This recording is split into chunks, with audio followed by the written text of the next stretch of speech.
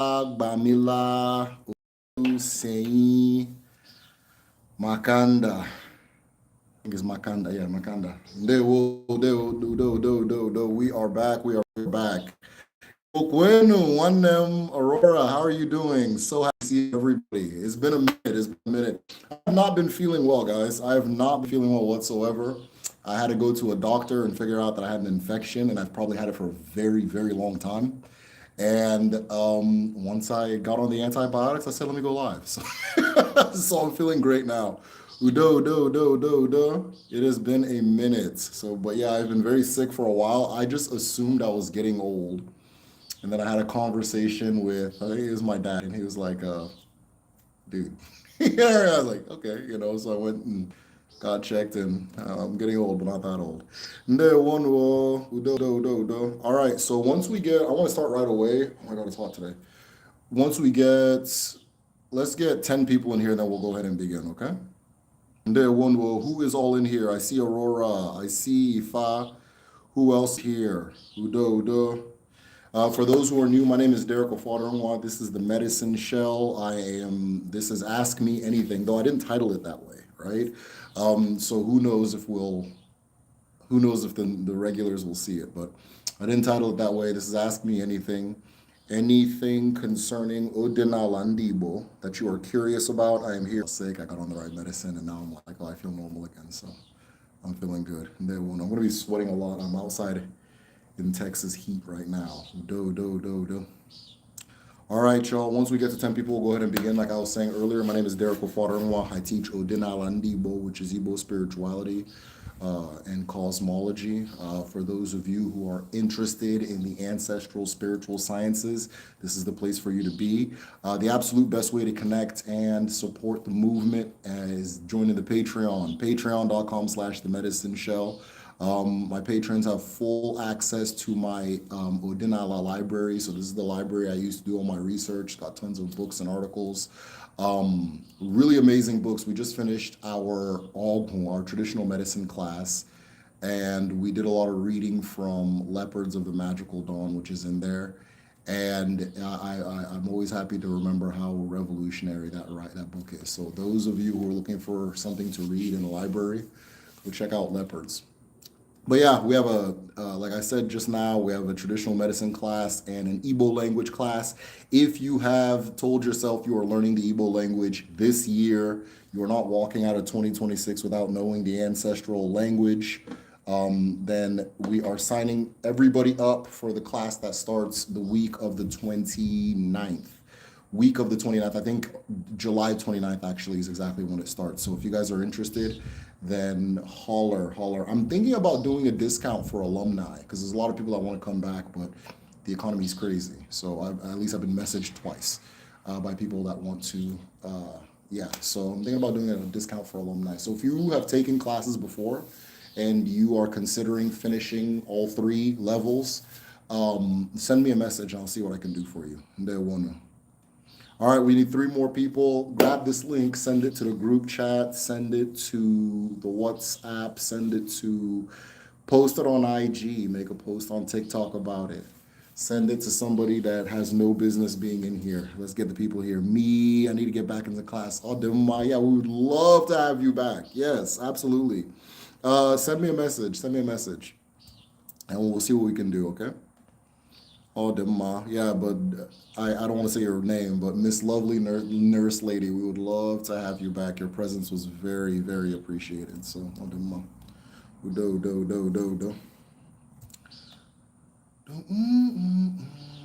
We got one more. I'm thinking about adding a 3rd class. What do you guys think? I am thinking about adding a 3rd class. I just don't know what subject you guys would want to learn about specifically. We have a language class. We have a traditional medicine class. I'm thinking about adding a 3rd class. Maybe, I don't know. I don't have any ideas. So if you guys have ideas for what the 3rd class should be, send me a message. Or post it here. Odema. All right, we've hit 10 people. He said,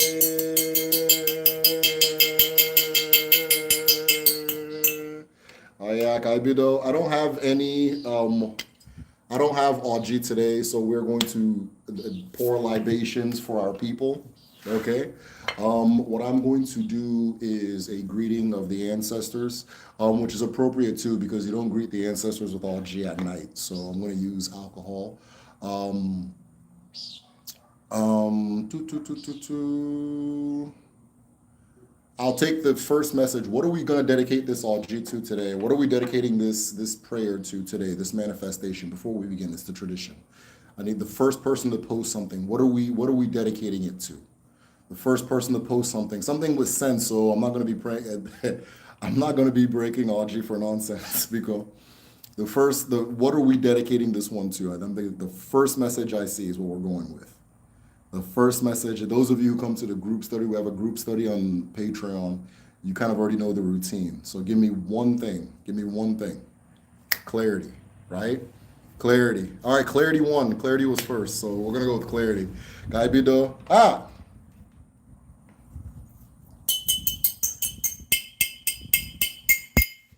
Ekeke ruwa. Ụmụ gị abịala. Ala bụ ala. Ala nne mmadụ na nne mmụọ. Ụmụ gị abịala.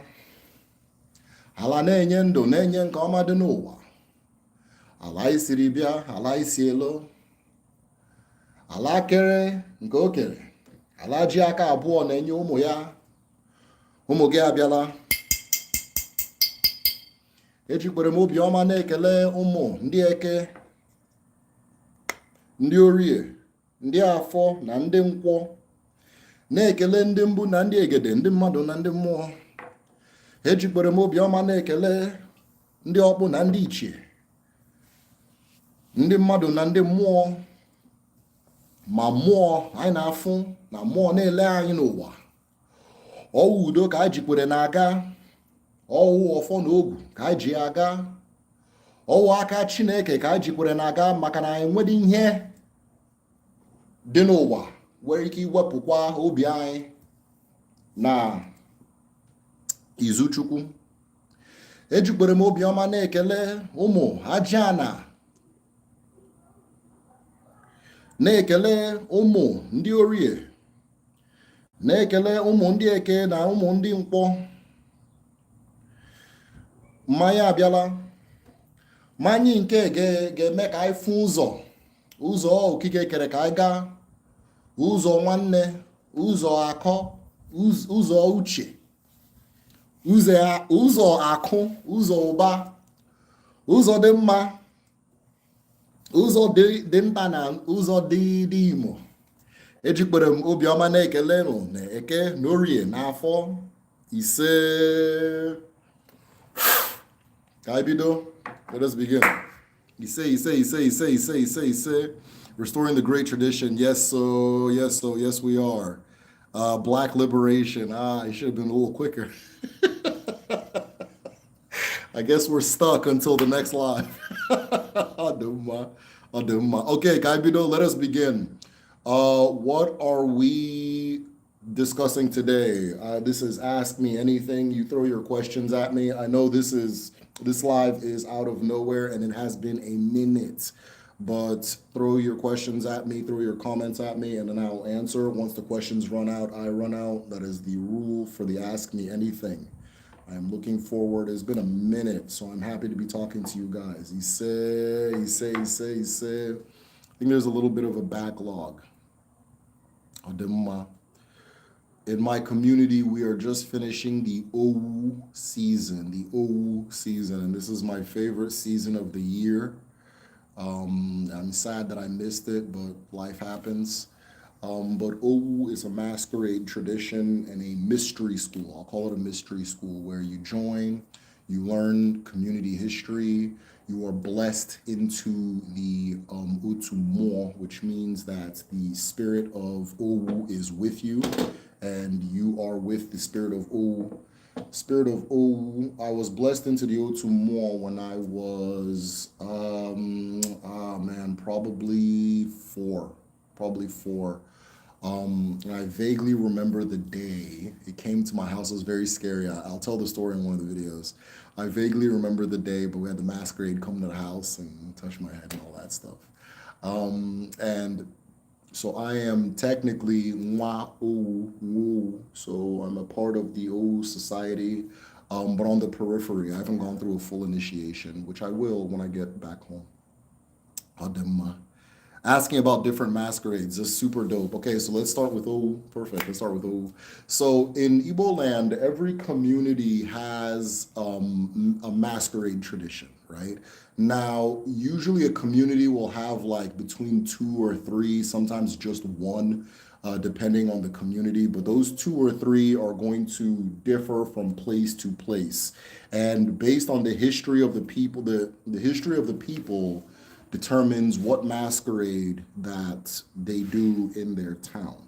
So right now, if your algorithm is linked you to Igbo land, you're probably seeing a lot of masquerade shows because this is the moon where they come out. So in my community, we do Owu, we do Mau, and we do Owu Mau. Let me not say anything wrong. Yeah, we just do Owu and Mau. And those, each one I just said, Mau, Owu, these are entire traditions. So it's not that one masquerade is Owu. Within Owu, there's a whole story and there's a whole bunch of different masquerades. The reason for this is because the masquerade society in each town is almost like its spiritual guardianship, right? They're the ones who are the spiritual guardians for the community. They do a lot of the cleansing when cleansing needs to be done. There's one moon of the year, which is this one that we're exiting, where the masquerade society is in control of the entire community, which is then you're going to see a ton of masquerades come out. Typically, when this happens, there are curfews and so forth. So, what is going on in a masquerade? Every mask, or most, not most, how do I put this? Because masquerade is not one thing. It's just this big. I can have a whole channel about masquerades, right? In fact, one of our previous teachers does an entire channel just on masquerades. One of our previous Igbo language teachers. But shout out to Michael, if you guys know Michael. Those of you who are students of Michael. So what the Owu masquerade, I'll use Owu to kind of show you what that is. So what Owu masquerade is a celebration of Nemiri, the spirit of water, also known as Owu, right? And Owu, the reason that we began celebrating Owu in our community is twofold. Reason number one, I am part of an Igbo group known as the Oru Igbo people, ORU. Oru Igbo people are those who live on land that is originally owned by and given by water. And so, because the water gave us our land instead of Allah, our main shrine is Nemiri. And Nemiri is almost never called Nemiri. Nemiri always takes the name of the body of water that you live near. So in my community, her name is Njaba. Njaba. And our main shrine is Njaba Nkwo. That's where we go to communicate with her, commune with her, and so forth. Pay her respects, ask her questions, all that stuff, right? And so my community and a bunch of other communities, Oguta, Idemili, there's a whole bunch of us, right? We have certain things in common because we're part of this Oru kind of water-based Igbo community thing. Thing number one, in these communities, you can never, ever, ever kill a python. You can never kill a python, right? If you kill a python, this is Aro Allah. Aro Allah is a violation against the land, right?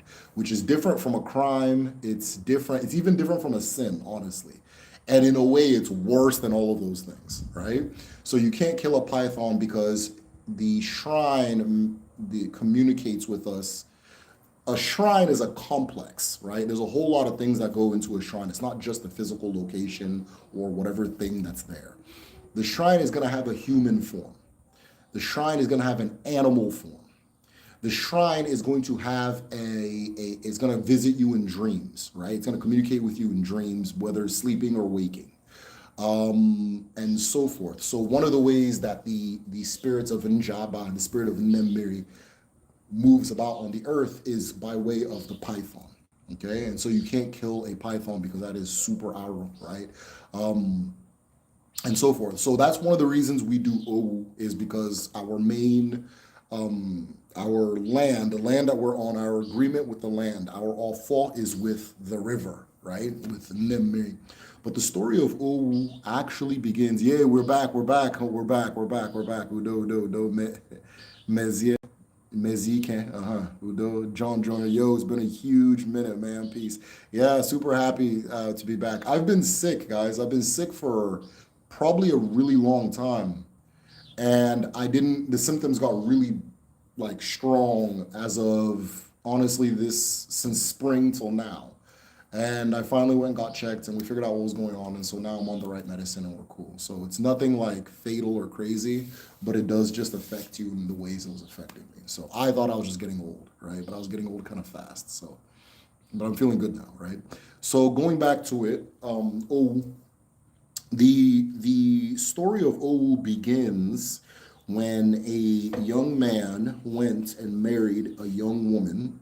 And as is the custom in our land, once a man marries a woman, the woman becomes a part of his household, a part of his community, and a part of his family. And so this happened. And this particular woman was celebrated throughout the land as being very diligent, very honest, and very just. And hardworking was one too. And so this very diligent, hardworking, and just woman one day went to the river.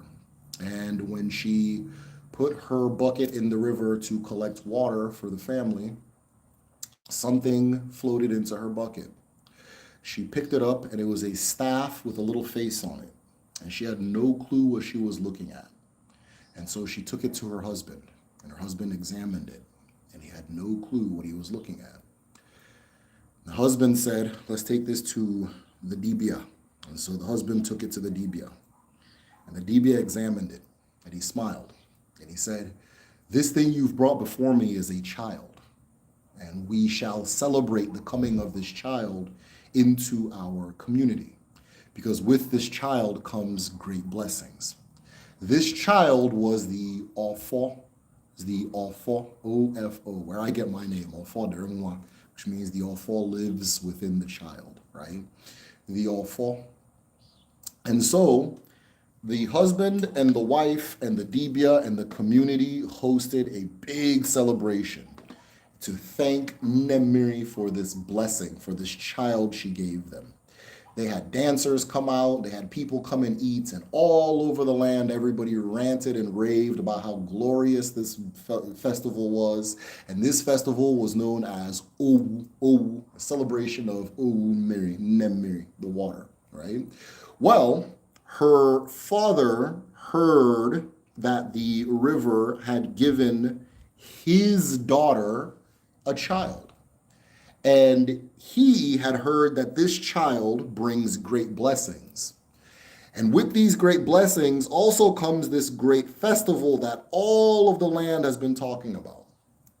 That's when the father, overcome with jealousy, stood up and said, this is not right. And so he went to the husband's community. He grabbed the daughter by the arm and he took her back to his house.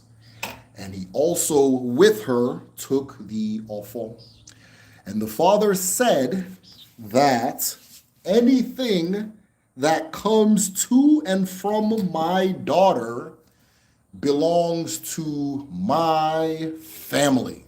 After all, she's my daughter. So this became a big controversy throughout the land. They sent many wise men to go and appeal to the father. The father refused. The festival could not be held anymore because the Alfa was in the wrong hands. Finally, the husband rose up and went to the husband and said, let's take this case to the river. Or the husband went to the father and said, let's take this case to the river. And so the husband, the wife, the two communities, and the father went to the river. And the river told them that the woman had chosen the young man. She was not forced to join this community. She was not kidnapped or taken into this community. She did it with her own will and her own heart. and that anything that comes from this woman belongs to her new community. And it was from there that Owu decreed that the woman should then receive, or the woman's new community should receive the offal, and that the woman should return back to her husband. And so this festival gets held every year to celebrate Nemiri as a whole, but this particular story is the origin story of the Owu society. So the way Owu works is that you usually, not usually, like a lot of people join Owu when they're very young. There are two levels of joining Owu. Level number one, you are blessed into Owu. I guess I'll use the term blessed into Owu through a ceremony known as Ima Mo, IMA space MMUO, Ima Mo. Ima Mo very literally means knowing the spirit. This is introducing a child to the spirit of the water, and then the spirit of the water introducing itself to the child. This in the past was done for every man in the community, but now they kind of skip the Christian families and they, that kind of thing. So I was able to get blessed in, and my immediate youngest brother was blessed in, though he was like 1 year old, and he more than positive he doesn't remember. And my dad says my youngest brother was also blessed in, but I wasn't there for that, right? So I have two other brothers, right?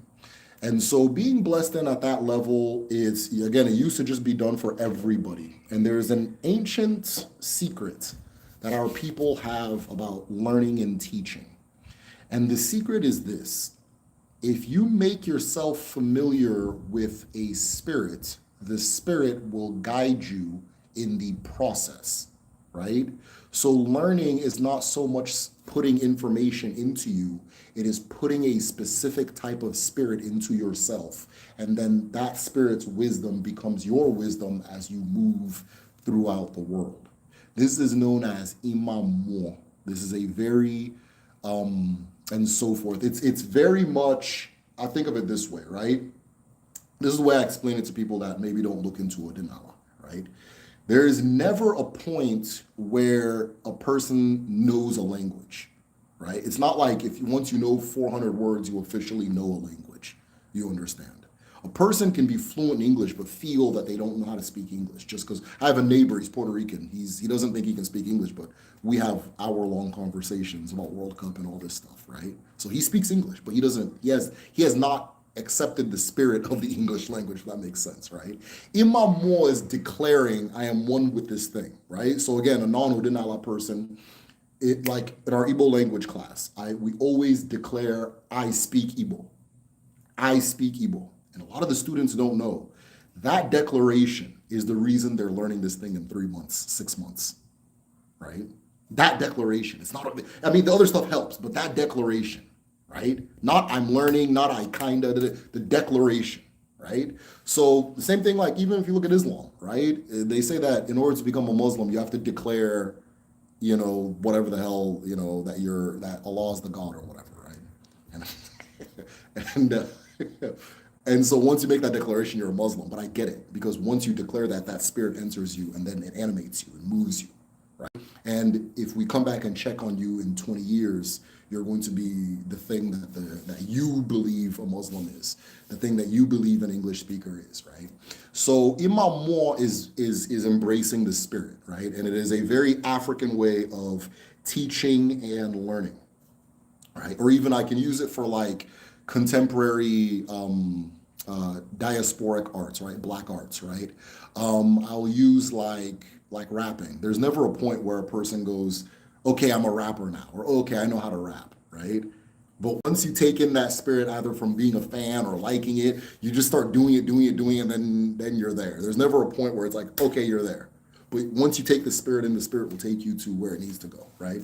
So it is a learning secret that many, many, many people should embrace, especially our people, those who understand, or those who are from where they're from, right? So Imam Mo, that's Imam Mo. So you have the spirit of Owu that is with you and so forth. On a physical level, there are certain masquerades that I can watch that the average person can't watch. There are certain community secrets that if I ask members of OU, they can tell me. But there's a wall because I'm not officially in, right? The next one is to do a full initiation. And the full initiation, especially if you join young, is a school, right? You learn there. One first and foremost, you learn the OU dance. So if you guys notice every now and then I'll post like a short. I just posted these two kids having an OU competition, right? And the OU school has different levels. So the kids that you get to see dance, they have hit a certain level of understanding. Once you hit a particular level, you learn new. You're actually like you're taught new community secrets. Really, you're taught new community secrets, and then you have new rules that you kind of live by. Right? Like I know at one level, at one level, you can't eat with your mom anymore. You have to stop eating with your mom. You got to eat with your dad or eat by yourself or maybe your siblings, but you can't eat with your mom after one level, right? So it's the real deal. And but yeah, and so there's these different levels that a person passes, and so forth. And then of course you do the main thing is learning that OU dance, right? In our traditional medicine class, we had this incredible discussion of the meaning of dance in the ancestral traditions, right? A dance as a gauge of spirit, dance as a full expression of human being, as of being, and so forth. And so once a year, that OU society takes over the community. The most important thing about these masquerade societies is that they are the ones who know how to work with this specific spirit. So a lot of what you're learning is how to work with and coexist with this particular spirit, specifically the spirit of OU in this one, right? And so yeah, originally the OU dancers, a lot of people don't know this, but originally OU, the people doing the OU dance were women. In fact, if you look at the way they're dancing, they're hunched like this. You hunch forward and you da da da da da da da da da and do that kind of thing.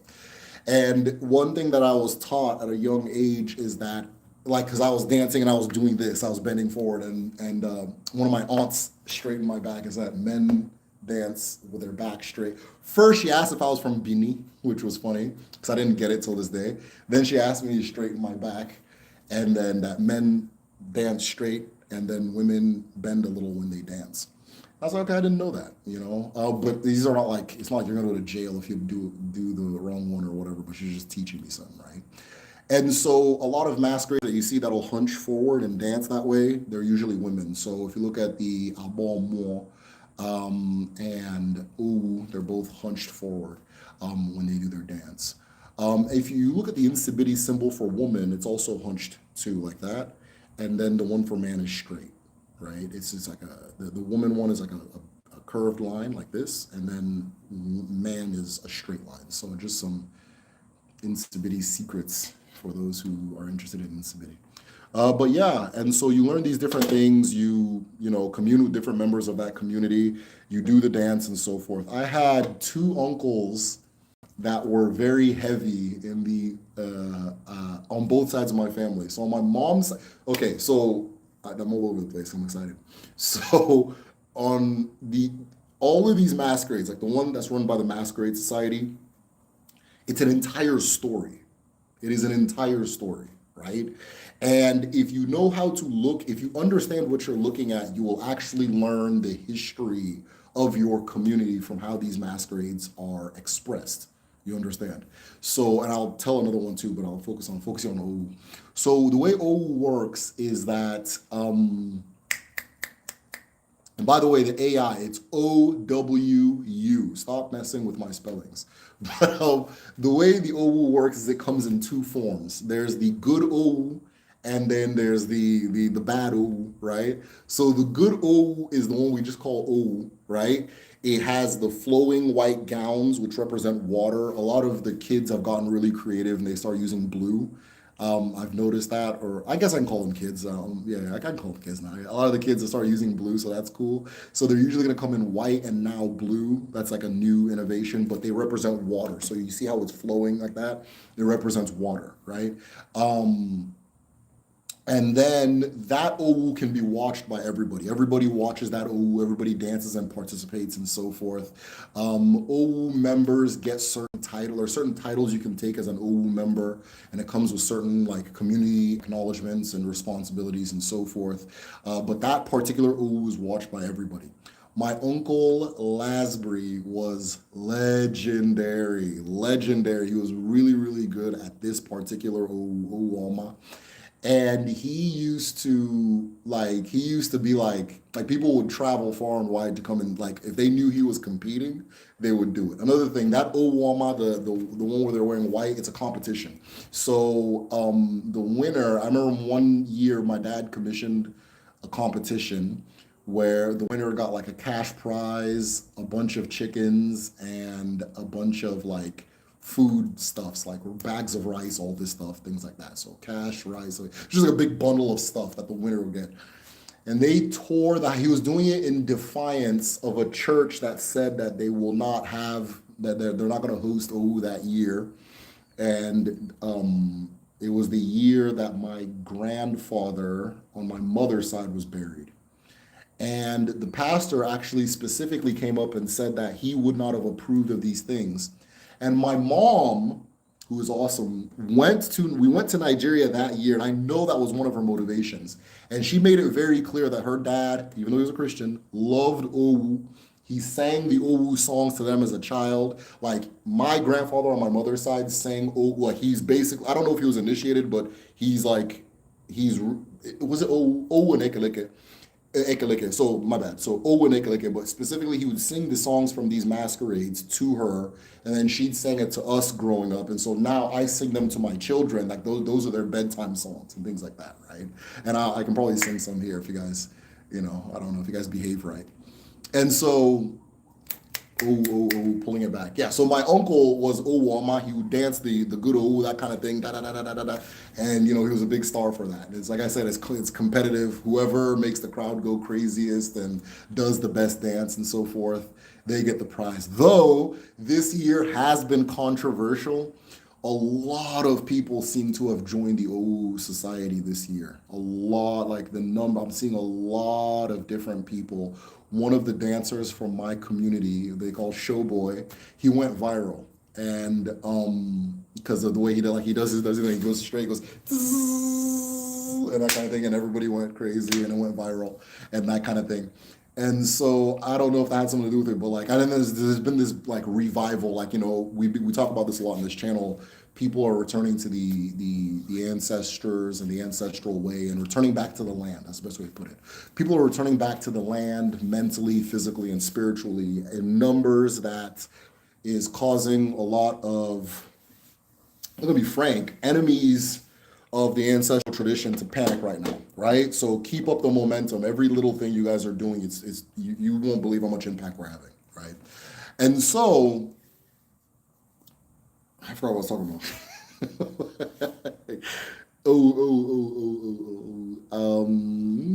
So there was a lot of kids. There was a controversy recently. Somebody said that they're competing too much for the crowd and they're not focused on like the actual dance. Like they're trying to be too cool, if that makes sense. And I noticed that too, but I was like, whatever, let me not be the well actually guy, right? Let me just let the kids do what they do, right? So, but I noticed that too. But either way, it's becoming a thing, right? And again, so that's Owama, that's the good old, everybody can watch that. Then there's Okorosha. Okorosha is different. O and Okorosha can't be in the same place at the same time. You'll never see them at the same place at the same time.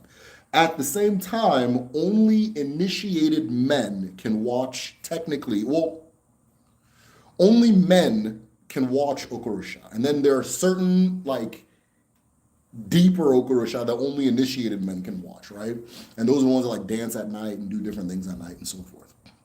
And so Okorosha, when I was younger, used to be mean, right? Okorosha was scary when I was younger.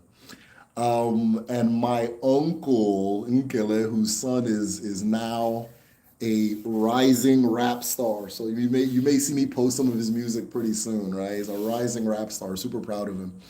And but my uncle Nkele used to. I'm snitching. Okay. My uncle used to dance. My uncle used to dance. Ooh. And his owu was he was very tall. Like they like to get tall people to do owu, and or to do okorosha. He used to dance okorosha. I don't call it dance okorosha. He just do okorosha. And okorosha, a lot of them will carry like a weapon, right? Like a sword. Some of them just kind of walk, and that's what they do. They're very tall, all black, raffia kind of afro. Um, and then a lot of like symbols, a lot of things on their body that you got to look really close to look at what you. And I noticed it was a lot of water gourds, like things that pertain to water on its body. And it would walk around. It talks in this high pitched voice. And then it'll give you these like proverbs and teach you like through poetry and things like that. Them specifically, right? It shares wisdom, but it'll also beat your ass, right? So if it sees like one of okay, it if like a woman, usually a young girl, if it sees a young girl, it'll sprint after the girl, then she'll start booking it into the bush and that, that kind of thing, right? And which so back in the day they used to be really mean. They would flog. It would get pretty bad sometimes. I don't want to say too much, but it got really bad one time. And they had to have a referendum on Owu or on Okorosha, and the town, unfortunately, unfortunate for me anyways, fortunate for I guess the civilians. Owu has been instructed to not be as violent. In fact, they took it to court and they said that they ended up not being found not guilty because there was an incident that happened because the person was under the possession of a spirit, right? And so when you do the okorosha, the person that does okorosha is, to my knowledge, put under what is called igomor, which they are under possession of the spirit of the okorosha. The okorosha, as the name says, okorosha or okoroshi in some places. So the origin man or the man of the origin. And so the way it happens is over a few days, they have different dances that happen and things. If you pay attention to the sequence, I don't know if everybody can see what I see, but you see history and things like that.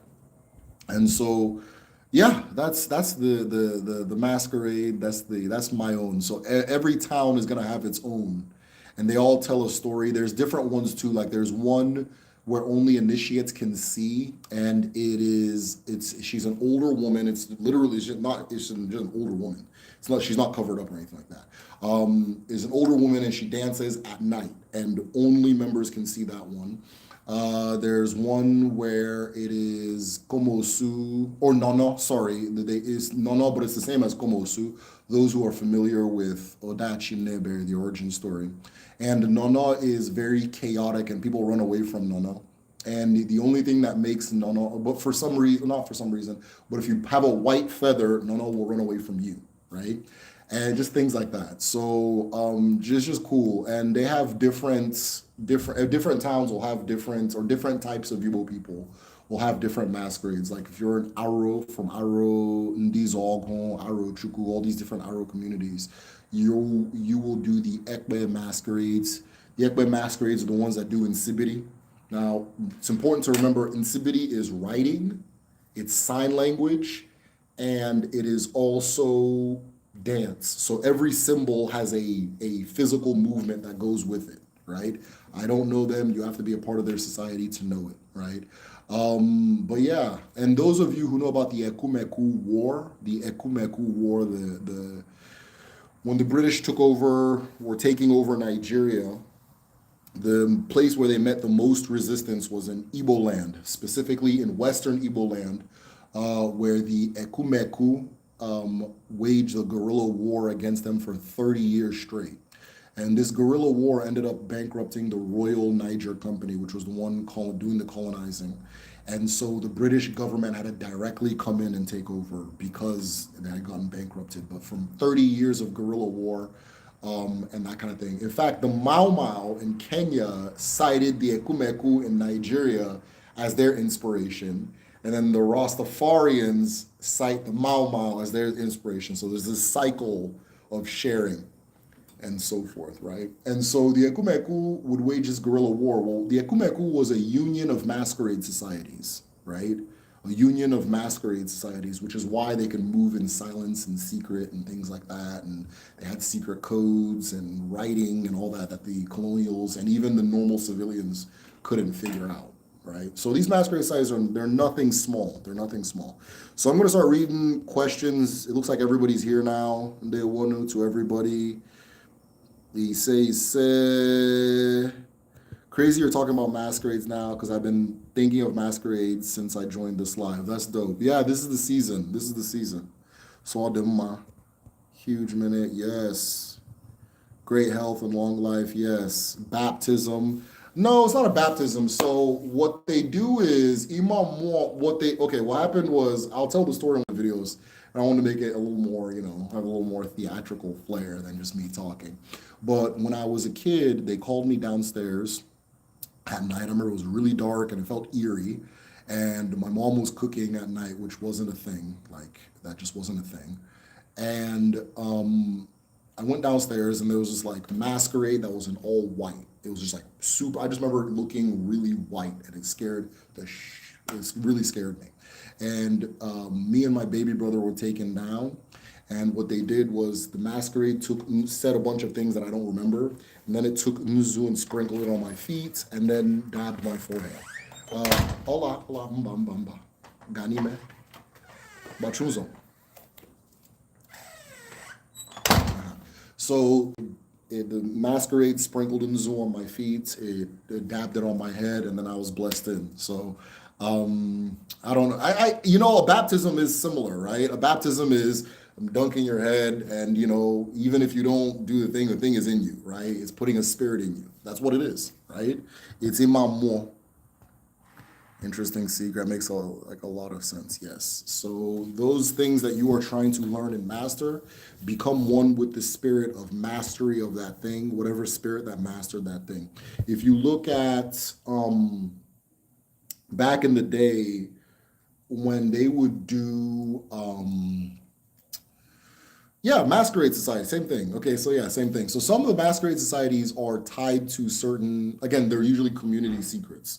So some of them are tied to, like, if a community has iron welding as one of its crafts, it tends to want to keep it within the community just for economic and that kind of thing sake. And so in order for you to learn iron welding, you would join the masquerade society. And within the masquerade society, they would teach you the secrets. But one of the main things you're going to learn is to become one with the spirit that brought the craft to the people. Become one with take in the spirit of and then that will guide you. That's actually your teacher, right? So it's not like, okay, you're going to do this, you're going to do no. So they put that spirit in you and I go, right? I had a good friend. He was also one of the teachers for our Igbo language class. By the way, we're sign up on the 28th. We're starting on the 29th. So sign up. But our Igbo language class, if you're on Patreon, like if you're Ezumezu and you're interested in the language class, message me. I'm making the list of students right now. And so he told me that because he did a specific dance in his community. And I was like, how do they teach you guys it? And he's like, honestly, they just take you to like the forest at night, like the day before you do it. And you stay up all night and they just play music and the older kids are going to be doing the dance. And then once you start feeling gingered, you go do the dance with them, right? You join them and do the dance. And that's really it. And that's kind of an Imam Moore thing, right? It's the spirit, they're making the spirit present, then it hits you and then you go start doing the thing. And then from there, once you have it in you, they cover you up, they put your thing on, and then you go perform in the community in the morning. And so, yeah. There are different levels where, dancing is a way of gauging spiritual knowledge, seems to be mirrored in African American culture with the Nupe tradition. Let me tell you something, or the Nupe tradition. Let me tell you something. When I was watching Drumline Nick Cannon, Drumline, I saw something very interesting, right? Drumline did a pretty good job of showing like Black college life HBCU life, or did a decent job, right? And one of the things it showed was, I'm trying to remember the scene. I think they were all wearing masks. They were part of a fraternity. They were all wearing masks, and they were all moving in a procession doing a specific dance. And I was like, man, get the hell out of here. Man, get the hell out of here. As much as they try to say that African traditions were lost in America, that's not, no, they weren't. They weren't, right? They physically look different, right? And different things, of course, have been added just of human creativity, right? But the core is there. Because I was also made aware that in a lot of black sororities and fraternities, correct me if I'm wrong, those of you who know better, that there are trees. Like sometimes there's a tree where you have to like touch or hug or something like that, and the tree will be painted. And I was like, oh, yeah, that's an Alzal tree. Like once you join the Alzal Society, there's an Alzal tree and you have to hug the Alzal tree. And the Alzal tree is either a tree that was planted by the person who founded the society, or like usually has some type of significance to the society and that kind of thing. And so yeah, it's there, it's all there, it's all there. And then you go look at the white Greek society, and they don't do the same those little things, right? So it's like, where's this coming from, right? But yeah, very much. And then when you see the bow wow wow yippee yo yippee yay bow wow, and they come out doing their, and go watch an Alzal procession and go watch that. Very similar, right? The Alzal one's a little slower and that kind of thing, but same thing. Bunch of old bald men just a bunch of Steve Harveys just kind of marching through doing the same dance and that kind of thing. 100%, right? They're in the spirit of the thing. They're in the spirit of the thing, right? I remember I went to one of the fraternities. I think it was the one that starts with an I, the brown yellow one. They invited me to a party and they were doing their, was it them? Or was it Alpha? They were doing their dance, and I remember how they were all they were so locked in that I was like, okay, I've seen this before, right? I've seen this before. So yeah, don't let anybody tell you that your African traditions have been lost. You may not call them what they, that, but that thing I'm looking at, I've seen it at home too, right? So anybody going to Igbo Festival and Igbo Landing in GA? Yeah, those are two cool events. I've been to Igbo Festival before. Bow wow wow yippee yo yippee. I think I missed a question. Are there different levels of DBA training as well? Not DBA training doesn't work the same way. So with DBAs, it's you're born a DBA, right? And then you do Ipwatuchi, like speaking to your Agon, speaking to your Chi. There's you're a Dibia period, but there's the initiation, and then after the initiation, you're good to go, right? Now, after the initiation, a lot of people will work under a more experienced Dibia. That's common for almost everybody, but it's not the same as like you're hitting different levels of OU and getting different titles within OU and that kind of thing. Like OU is closer to, I don't know. No, it's not the same thing. So with a DBA, you just do your initiation and then you study under somebody. There's not really different levels of it, right? There are different types of DBAs. So somebody, like for example, somebody can be a DBA Alpha, which is a divining DBA. And then somebody can be a DBARA, which is a psychological DBA. But it's not like if I go to a certain level, I become a psychological. It's just you figuring out who you are, right? So but yeah, Mezier, dope comment by the way. Ndewo, Ndewo, happy to see you. Were tribal marks common in Igbo land? No. Tribal marks were not common in Igbo land. They just weren't common. One of the things you would see, though they call it the Igbo tribal mark, is a little cut right here. A little cut right here, but that's not an Igbo tribal mark. That is Obanje prevention. It's medicine. So not everybody has that mark. It's just people who, when they were born, maybe the parents had recurring Obanje situations like miscarriages, early deaths, and so forth. So then they cut the kid, they put medicine and that kind of thing to keep them there. The big idea is that Obanje doesn't like facial damage. It doesn't like, it wants to be as cute as possible, right? So you put a little pink there and then that. But no, facial scarification was not common in Igbo land at any point. Oh, there is Ichi marks, right? So Ichi marks are these marks you'll get on your, like from here, like right here, and then here, like that. And they're these little razor marks that are in this very specific pattern that represent the rising sun. This was not done for everybody, though. It is a level of attainment, right? It's a level of attainment. Sometimes a person who has attained that level can have it done for their children. But it's a level of attainment, and that level is that you are shedding you're shedding half of your human mortal face, your modern face, to reveal your more face or the face of your chi, right? So you're now okala mado, okala more, half person, half spirit, right? And so forth. So the ichi marks were usually for titled people, people that have taken on some type of title in the community. It is very literally a symbol of enlightenment, though you can, once you have them, you can have it done for your children, right? And so forth. So a lot of like, if you look at a lot of like slave narratives in like Jamaica and Barbados and things like that, they would always speak about these people called Mburichi. Mburichi. Mburichi means a person who carries Ichi marks, and that kind of thing. And that is one of they would talk about them a lot in those narratives, but as of now, I don't think anybody still does that. But even back in the day, it wasn't common. It was rare. It was like for certain people, right? So I think it's been more or less largely replaced by just the red hat. Yes, with Ichi marks, upright men, morally living ancestors, absolutely. So as Diana said, once you receive those marks, you are a living ancestor, right?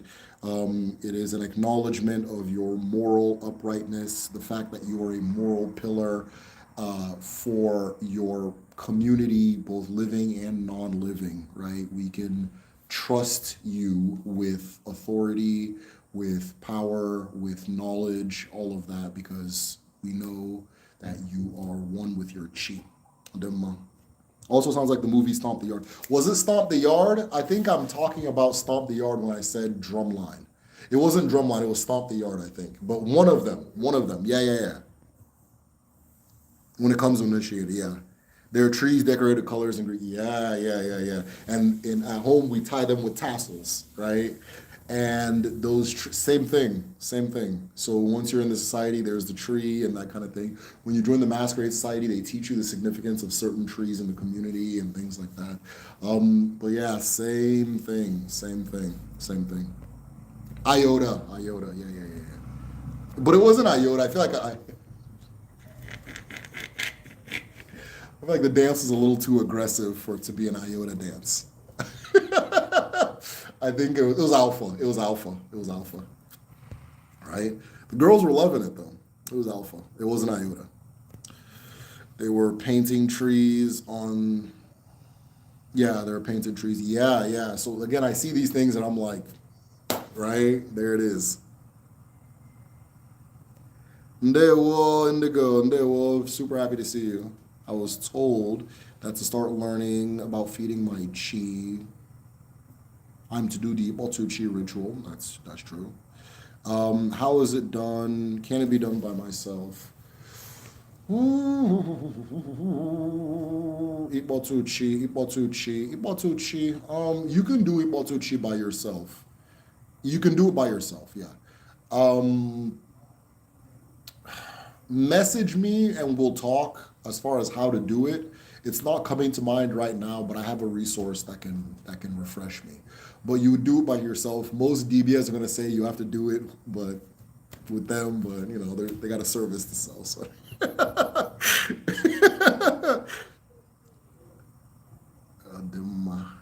cool. What's good? There, we'll stomp the yard. I don't know why I said drumline. They had Ceremony with robes and drumline. I'm not thinking of the right movie. I think it's Stomp the Yard.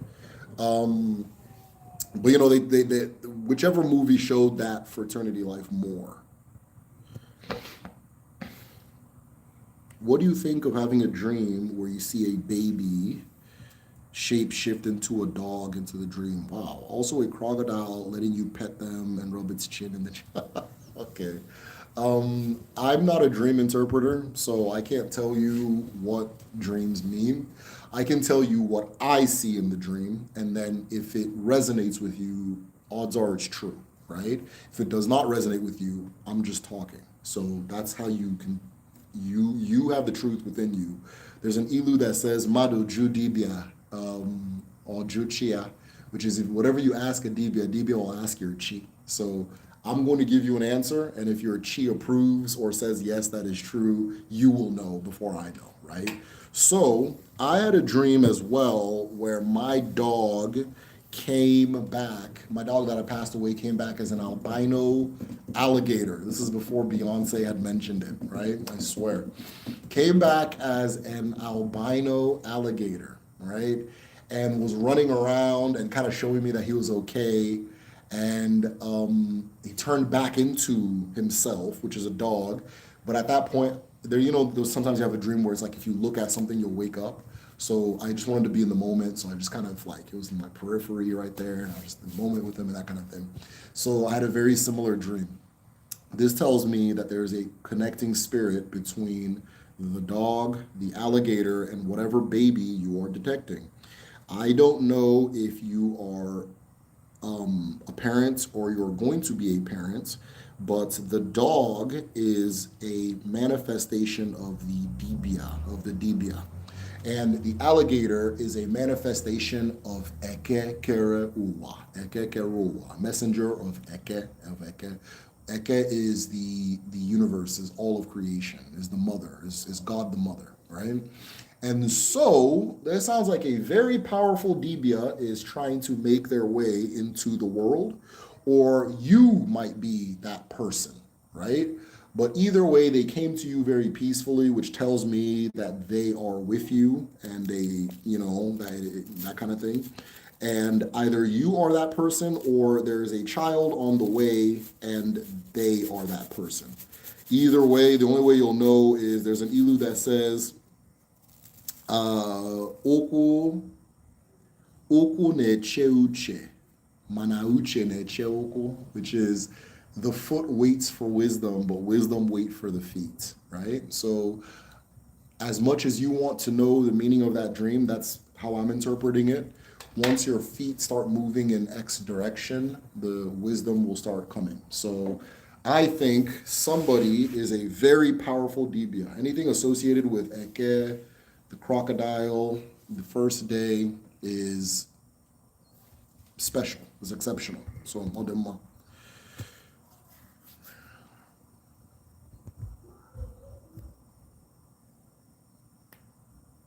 There are so many languages around the world that share Igbo words, yes, and people make me very aware of them all the time, right?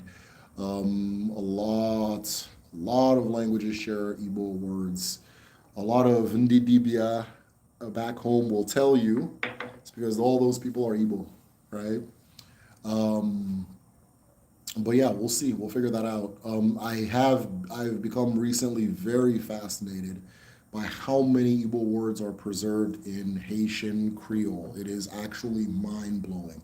We had a student in our both language and medicine class, but I think it was in the medicine class that she sang a song in and it was the song was saying we are Igbo, we come from the some along the lines of we are Igbo, we come from the Igbo people, and you know that makes us good or something like that, right? It makes us great, right? And this is a Haitian song that they grew up knowing and things like that. So it's fascinating.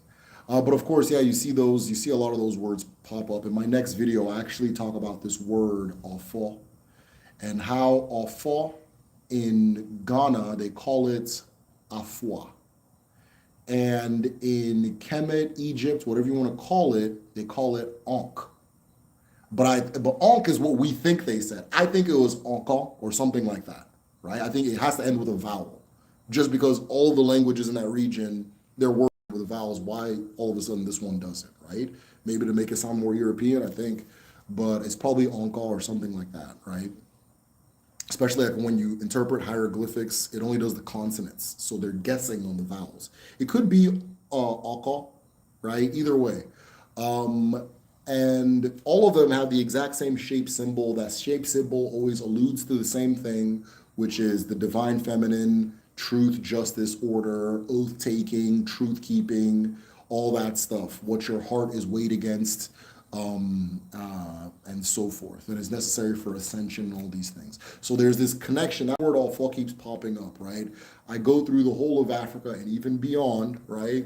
And even beyond, I keep seeing these recurring words and these recurring phrases. So yeah, the thing you're seeing, I've seen it as well. I've seen it as well. Okay. What do you think of insects letting a person touch and pet them, such as butterflies and moths?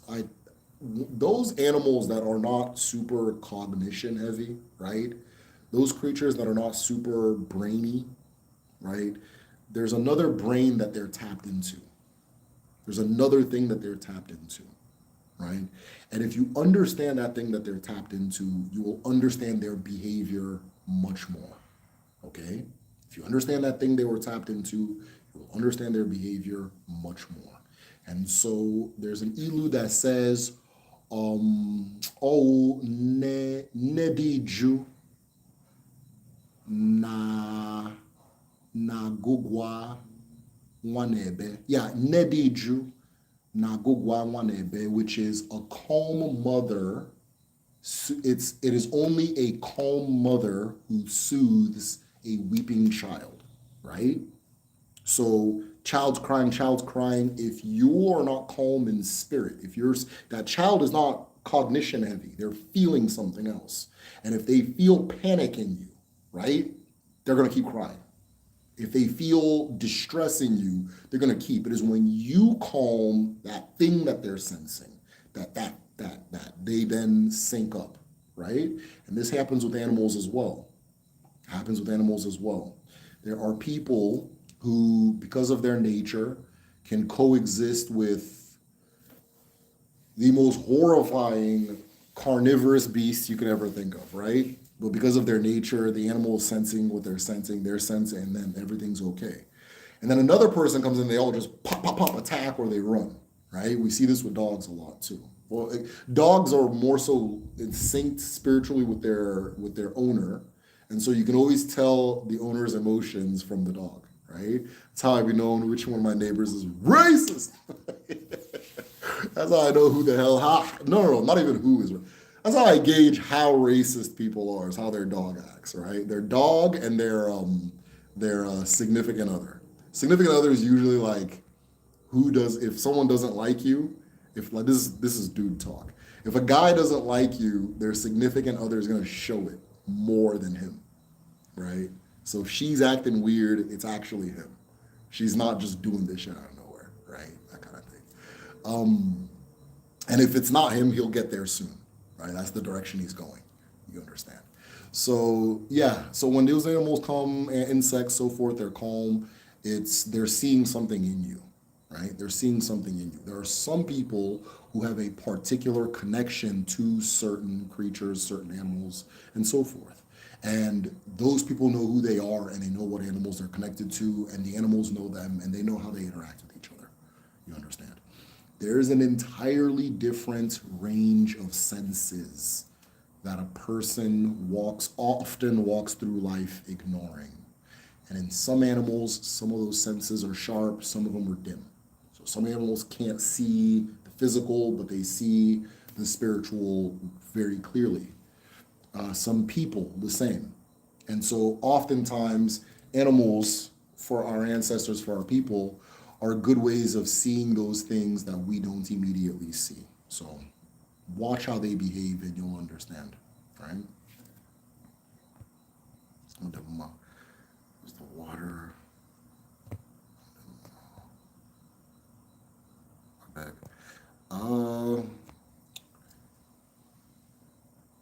Was just having a conversation about spiritual babies last night with my ex. Told me that she had a dream where there was a baby sitting in a high chair at the foot of the bed, and it was mine, and I have no baby. Yeah, yeah. So before one of before my wife was when my wife when we first conceived when we first conceived two of my niece, it's always women. When we first conceived, my two of my nieces and my mother both said they had a dream where a little girl, or where we had a little girl. My wife then had a dream where she had a dream for both babies. A little bit before conceiving, she had a dream for both babies. So whenever she has a dream, I know it's about to happen. So she had a dream where, like, for my daughter was like, she said that there was like a giant baby in a giant baby in a car seat, and she was buckling the baby in, and she knew it was her baby, but she had never seen the baby before. And then she also had a dream for my son, and so forth. And so the the spiritual world of a woman is the most it is surreal, especially there's a coyote in my neighborhood. The spiritual world of a woman is surreal, especially when it comes to things like that omumu, birthing, children, all these different things. It's unreal. It. I grew up very skeptical, and my wife's pregnancy opened my eyes to so much. It opened my eyes to so much. I just seeing a lot of things, witnessing a lot of things, and so forth, like my sisters, things like that. Those experiences brought me closer. Those experiences brought me closer to where I am today, right? So if those dreams are being had, that's not a small thing. It's very common before a child is born that the child begins to visit family members, usually women. Though we do there was one person in our most recent traditional medicine class who, I believe, she said her father had the dream, which is fine. It's not like against the rules, right? It's not against the rules. But yeah, yeah, yeah. You probably have a child that's trying to make their way into the world. So I don't know how that correlates with your lifestyle and who you are as a person, and what you regard that news as. But that's not a small thing, right? My decision to become a parent came from dreams as well, and I'm grateful for it. Was conversation okay? Cool. Okay. So I took a small wasp nest down the front yard and put it in the dirt. Had babies inside of it. The very next week, the wasp built the exact same one, the exact same spot. I left it alone. Yeah.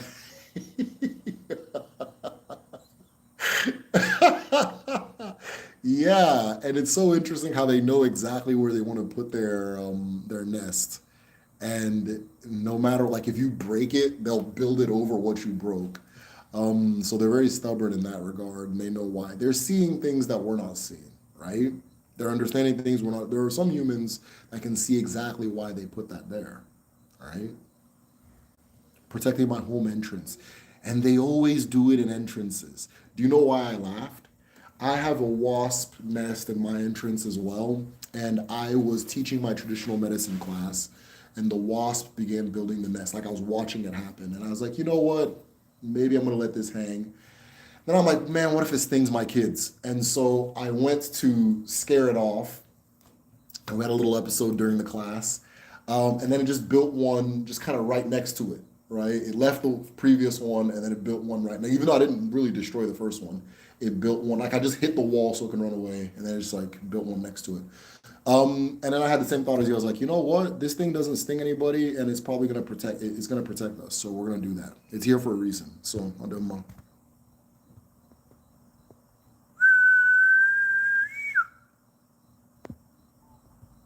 Do you guys hear that? Did you guys hear the coyote? I live like in the bushes, so It makes sense, anyways. We get all types of creatures of the night around here. Uh, One more question, big bro. What are your thoughts on the importance and significance of one who revived a blessing from their grandmother who passed away? The spirit realm, mother's mother, for example. Imaz, I don't know if you're still here, but can you elaborate on that question?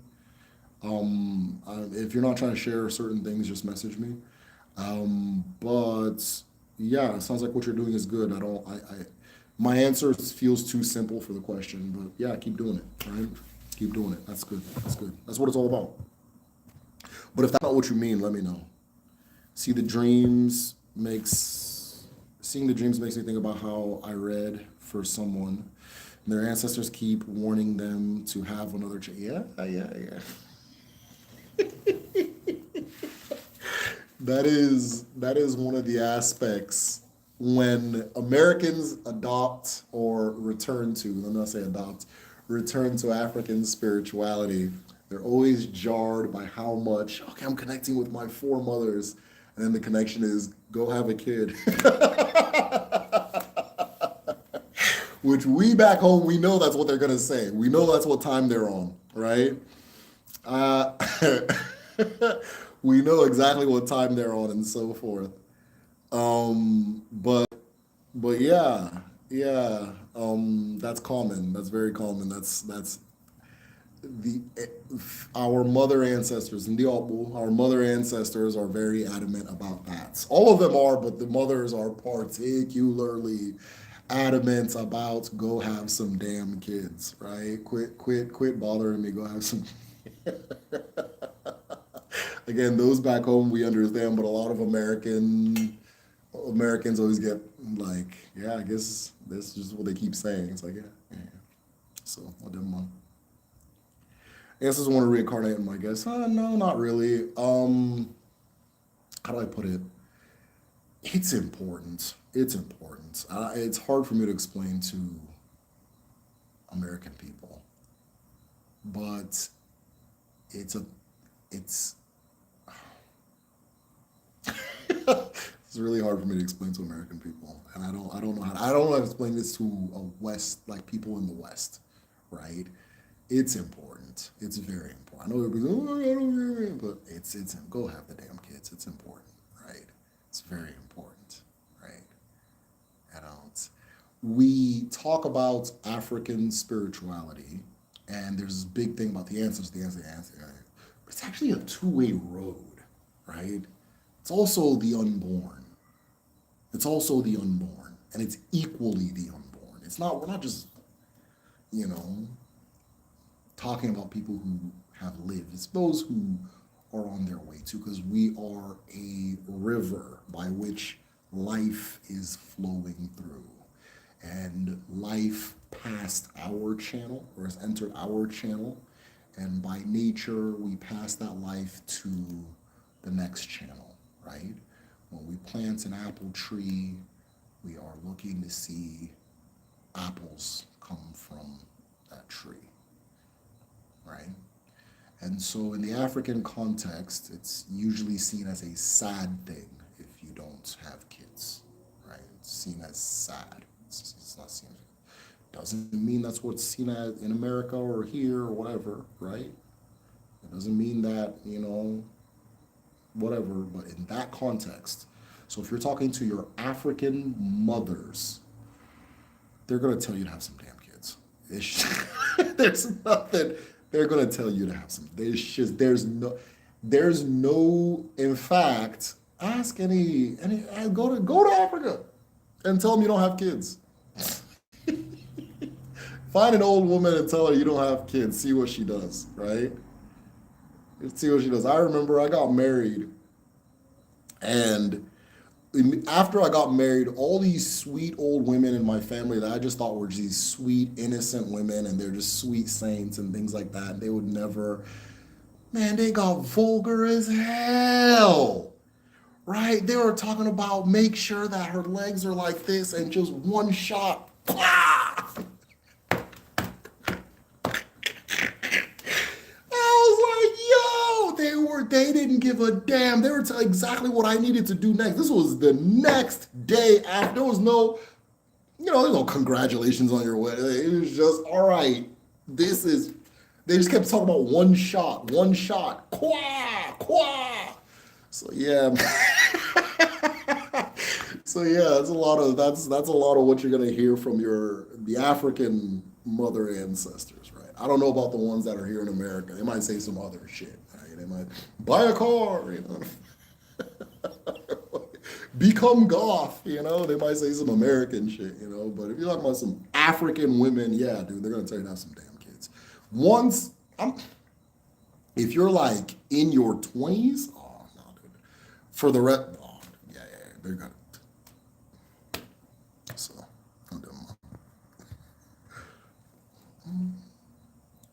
That's why abortion is aru, yes.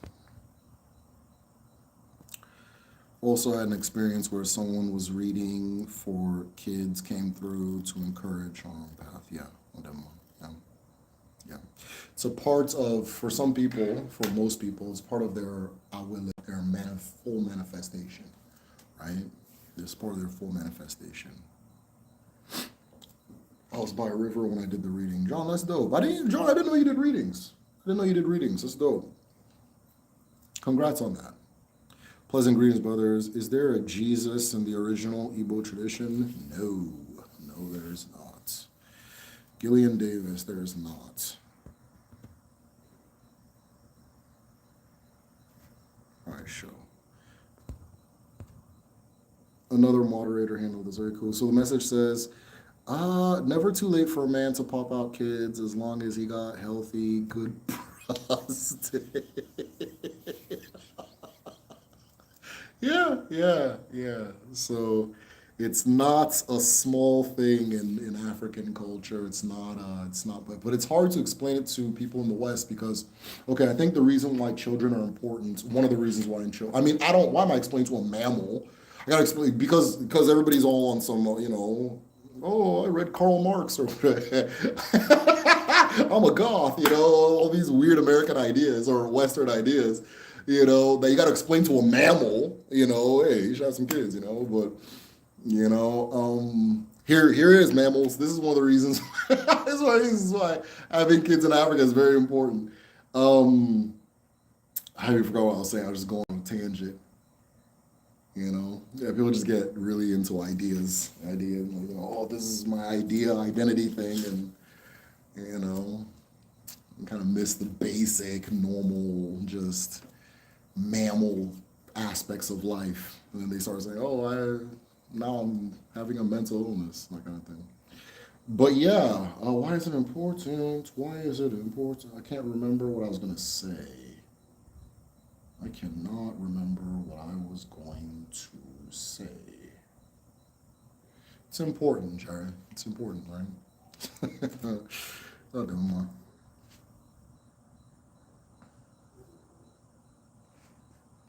Can then understand why a lot of orphans never have kids. Yeah, there's a lot of circumstances that makes a person not want to have children. So that's fine. I get it, There's a lot of circumstances. I'm not saying that my way is the best. But I do find myself I don't have the words to explain it. That's what it is. So I'll specifically Africa, right? Because Africa is the only continent where people are even having kids anymore. Though that's going to change because any stupid idea from outside, we'll just take it in and it's just what it's going to be. So that will definitely change. But traditionally, right, we had sense. I forgot what I was going to say. Maybe my ancestors don't want me to say this shit. It's like, just all right. If it comes back, it comes back. But yeah. Okay, it came back. All right. So I think in the West, the reasons why it's hard to explain this concept to people in the West is because in the West, especially in America, there's no concept of continuity unless you're a royal. So the royal family has a concept of continuity, and then everybody else is a peasant. So it doesn't matter if you continue. They'll just bring in more peasants or slaves from somewhere else to do the labor. That's how the West is constructed, right? And in a more indigenous society, this concept of continuity is important, right? And it is kind of the point. It's kind of the point. It's kind of the whole thing.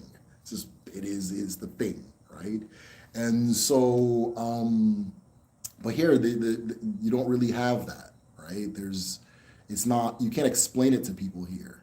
In fact, I've a few times, I've seldom been in a situation where I've had to explain this thing because it's been kind of an instinctive understanding.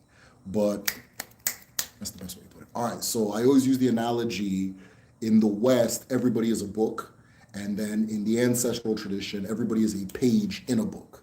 So the book is it's good if it continues, right? The book shouldn't just end with yours. You understand? Like, wait, that's it, right?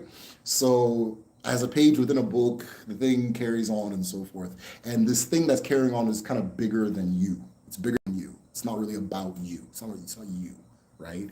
And that book itself is is a single living thing. But in the West, everybody's a book. So it doesn't really make, honestly, like when Westerners say, I don't want to have kids, I get it. Like, well, what would you have a kid for? You know what I mean? A lot of like people want us to talk about kids, like, why don't you just get a pet? Like, it's interchangeable. To me, that's like, what? Okay, right? But to a lot of Americans, that sentence made perfect sense, right? It made perfect sense because they see it different, right? So it's hard. It's just one of those things where I can't explain it to somebody who's from a different orientation. Um, Hopefully, I tried my best though. I tried my best. I think everybody ran away. Am I still on? I think y'all ran away. All right, my bad. Okay, fine. Don't have kids. Don't have kids. Don't have kids. All right. Here we go. Somebody say something. I don't. The last comment I'm seeing is from John, and it's just the asterisk. Go. I can never say that word. Asterisk. Like, I see a little heart. Hit the little hearts. Let me see if you guys are still here. Hit the little hearts. Okay, Miss Nurse Light. Are we? It looks like we're out of questions. Are we done?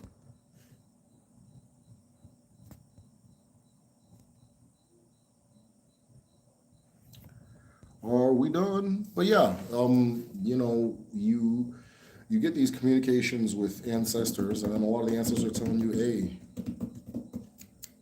get to it. But then when you talk to your elders in that African context, that's what they're telling you too. So, right? That's how, and honestly, John, I think it was John, you were getting those readings. That's how I know what you're doing is real. John, are you hearing me? That's how I know what you're doing is real. That's how I know that you have a gift. And you should know that that's actually a sign that what you're doing is real and you have a gift as well. Right? Because when I start hearing this, like, oh, I talked to the ancestors and the ancestors said he needs to learn boundaries. Like, I don't think your grandmother from 1712 knows what boundaries are. I think you're full of shit. I don't, I'm like, get the fuck out of here talking about some boundaries. Right? Get out of here, Brad. Okay, they were on Tumblr in 2012 too. Okay, no problem. But yours sounds a little more realistic, right? This is my, or maybe some ancestors that are really with that psychology, right? Yeah, that's how I know what you're saying is real. Sometimes some people tell me, oh, that and that kind of thing, and I get what they're saying, and that tells me that they're on the right path, right? I'll give them up. I need to hear that. Yeah, I'll give them up. Yeah, I get it, 100%, 100%. Right, 100%. Because, like I said, when you go back home, so that's what you're going to be hearing and seeing as well. And in context, you'll understand how much what you're saying makes sense.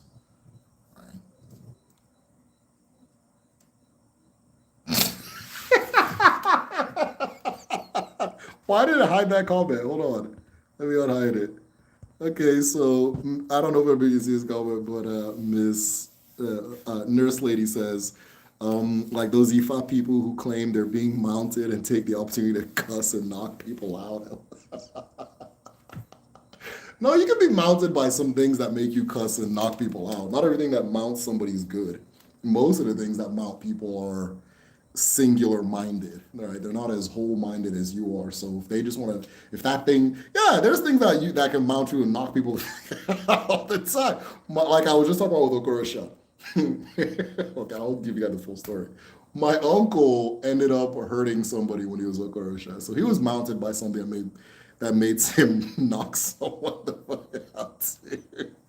My uncle ended up hurting somebody, and then because of that, the whole town had to change it so that Okorosha isn't violent. And this year, I was seeing the Okorosha, like, nah, it's not the same thing. They're all like friendly, and they do this. They're friendly, and they try to dance for people and stuff. And you're like, bro, when I was little, that motherfucker was like this. You had to entertain it, right? You had to entertain it, right? You had to come praise it and be like, it wasn't. That's not no. Ain't dancing for shit. But yeah, some things. But yeah, I know what you mean. Just like some people are just using this kind of African spiritual language to express their own stupidity. So I don't know. I know exactly what you mean. Oshun and Yemo. How did they do that? It's always Oshun too. Nurse lady, I know exactly what you're talking about. We call it Atlanta Ifa. Look at those Ifa people. Okay, we already got that one. Yeah, yeah, yeah. That's funny as hell. But yeah, yeah, no, I know what you're talking about though. I know what you're talking about though. Yeah, yeah. Just people. They're mounted. They're cussing people out. They're not mounted. They're cussing people out. It's like, all right, you know what I mean. Shout out to Atlanta though. Atlanta showed me a lot of love, you know. But if you live in those who live in Atlanta, you know what I'm talking about. Those who live in Atlanta, you know exactly what I'm talking about, right? So because Atlanta has also showed me a lot of characters too. So places like Arkham Asylum, I swear. I'm too sick to be cackling like this. Me too, my sister. I'm not feeling well. I wasn't. I'm feeling a lot better now, but yeah, I took some medicine. I'm feeling a lot better now. But yeah, I'm too sick to be cackling like this as well. So, but nurse lady is correct. Yeah, a lot of people, you just see it and it's like, nah, this is just you're just being a white person. And people don't know what a white person is either. They don't know where it starts. You know what I mean? You're doing African spirituality. It's me, me, me, me, me, me, me, me, me. You know? Me, me, me, me, me. Nothing family or at all. Your ancestors are helping you beat up your family members. Get the fuck out of here, bro. You know what I mean? You know? It's your ancestors that are helping you, just me, that kind of thing. You just want to wear outfits and do all that. So, which, I mean, whatever, dude. You know what I mean?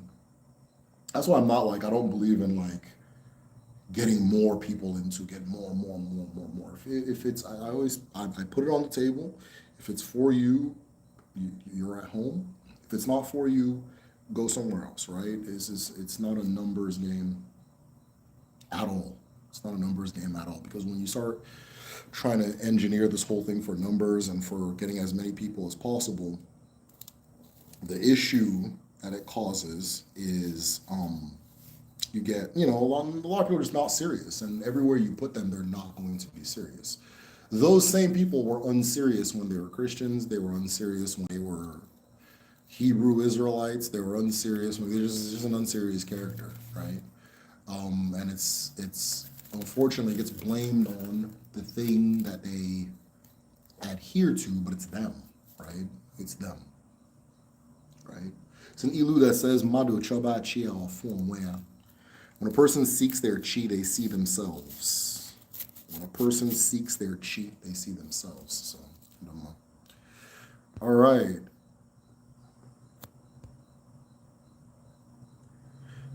Does the bull play a significant role in Igbo culture? I would say no. No, it doesn't. But the ram does. The ram, not the bull. Not the bull. Right? Not the bull. The ram does. Yes. Okay, so nurse lady said it too. I have two questions. No judgments, please. If an Igbo person marries away from her race or tribe, let's say Asian, will the child still have access to their culture? What do you consider access to your culture? What do you consider access to your culture? Because there's a level of access that 99.9% of people in diaspora don't know about and they don't necessarily need, right? So a child will never be excluded from anything in all reality. If access is weddings, events, all that stuff, you will have full and complete access. If access is things that pertain to like Odinala, you'll have full and complete access.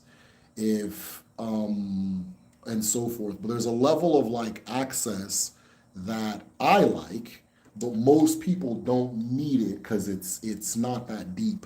You know what I mean? Right? So the child is going to join the town union of their father. They're going to be a part of the umunadi of their father. They're going to, like with masquerade societies, they can join the ones unless you find one that's like maternal or goes through the mother line, which I've never heard of that. They're that kind of thing, and they are a Nwanwa in your town, but they're not a full member of that town. Now, does the average person need to be a full member? No, because that's for people that get in it really deep, like myself and other people I may know. But the average person, go home, meet your family, eat the food, enjoy the culture, go see the different things, the shrines, play with the kids, all that stuff, fully and completely loved and embraced. In fact, when an Igbo child is in their maternal home, they get certain rights and privileges, right? So nobody can send you on errands, which again, most people, that level of depth is not, they don't care. People can't send you on errands if you don't want to do them. You don't have to if you're in your maternal place. People can't harm you, right? It's a particular offense if somebody harms you or fights you or makes you uncomfortable because you have this status called Wangwa. You're in your mother's place, so nothing can happen to you. You're safe on a different level, right? But like, you can't get buried there. You know what I mean? You can't get buried. I mean, they may make concessions just because what it's 2026, but you know what I mean. If they keep it a buck, no, the kid can't be buried there. What the fuck? Right? At least not in my place, right? You can't be buried there, which for a lot of people abroad, that's not a big deal. They don't care, right? That's not what they're thinking of. They're not thinking of it the way I think of it, right? So it depends what your level of inclusion is, because it's like layers. To do all the Igbo stuff, yeah, you're fine.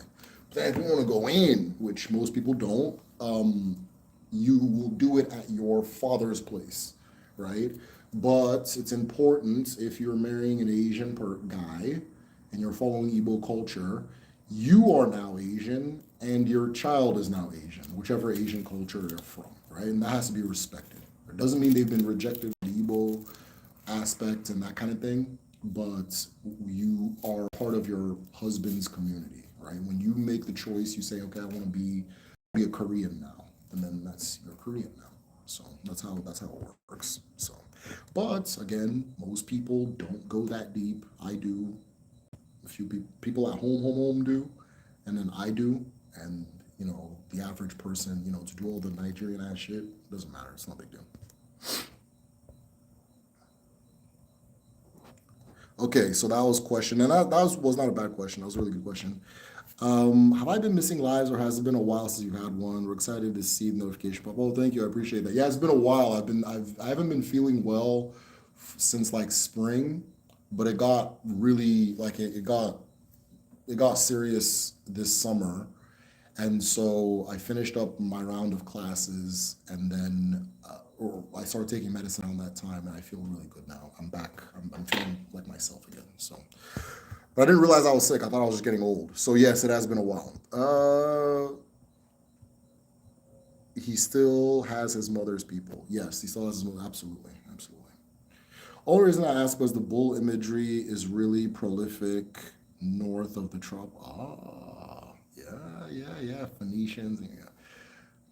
John, I don't know how deep I'm allowed to go on YouTube, right? I don't know how deep YouTube is. I'm sure I got like 20 shadow bans on my channel at this point. But there's a lot to that, right? There's a lot to that. There's a lot to that bull and cow thing, right? But I'll say it this way. I think there are two cultures in the world, right? There are really two cultures in the world. And once you understand that, you might see things differently. But there's the cow cultures and there's everybody else, right? And this isn't a small thing. This is it's deep. It's very, very deep, right?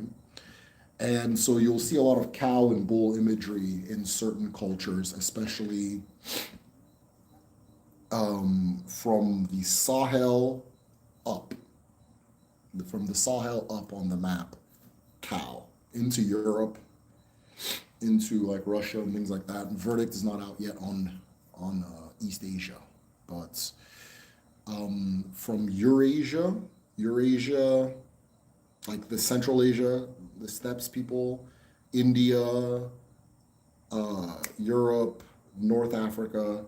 It's all cow, cow, cow, cow, cow. And cultures that deal with cows operate very very differently from our own, right?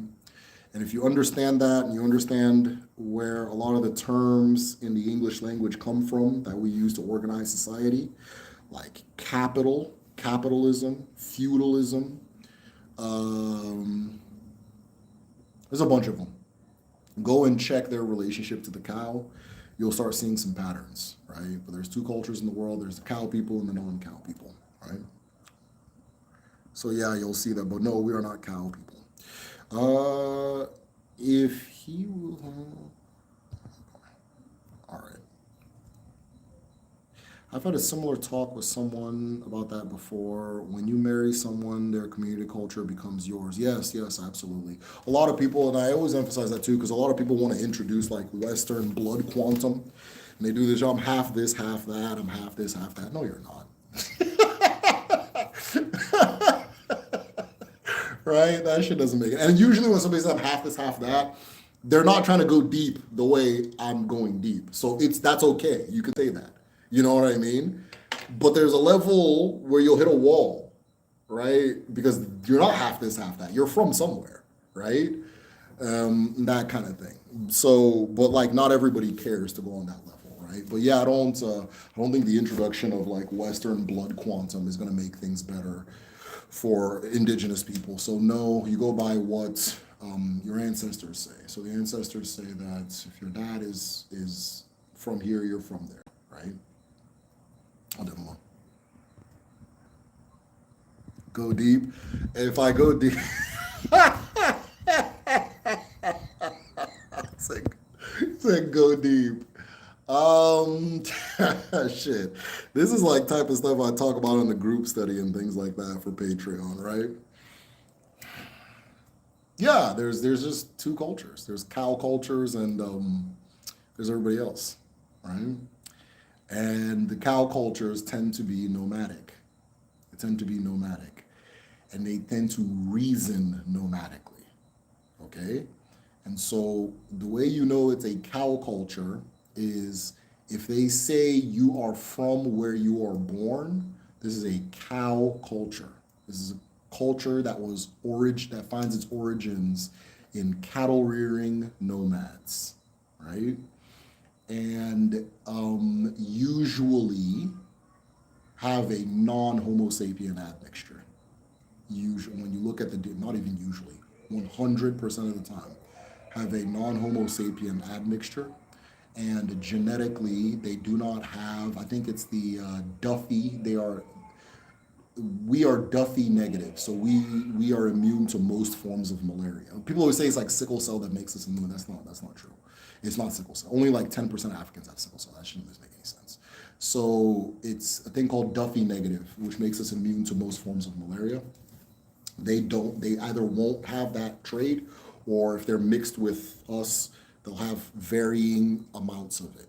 So somebody who is from like Nigeria, like southern Nigeria, is going to be the populations will be between 97 to 99% Duffy negative. Then if you go to like Ethiopia or something, it'll be like 20%, 30% won't be. Then if you go to like the Middle East and Asia, it'll be like only 10% have that trait. And then if you go to like Europe, it's zero, like zero, right? And one of the things, right, so you have these cattle rearing cultures, nomadic, usually very warlike, usually have a way of seeing the world where you are either a human or a cow. And if you are a cow, you are property. And if you are a human, you're a human. And their religions will reflect this. Their spiritual systems will reflect this.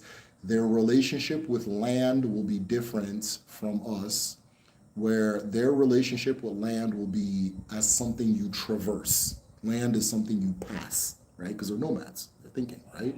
It's something you pass. So their understanding of land is usually as a barrier, right? Or a property. And then ours is land is something you coexist with, because wherever we said we're gonna live, we're gonna be here for the end of till the end of time, right? We're gonna be here till the end of time. So we have to learn how to coexist with this thing on an intimate level, on a person-to-person level forever, right?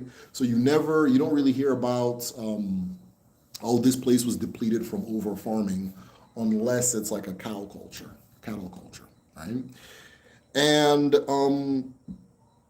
again, just if you look, this thing I'm explaining, it might be out there, but it's the central determining factor for all of human history, right? That's just from what I've seen. It is the central determining factor for all of human history, right? And so forth. There are certain places land-wise where cows can't live. Every conflict in Africa right now is this thing I'm telling you. Every single conflict is this thing that I'm telling you. Except maybe this South African's acting stupid, but they got a little bit of that cow shit going on.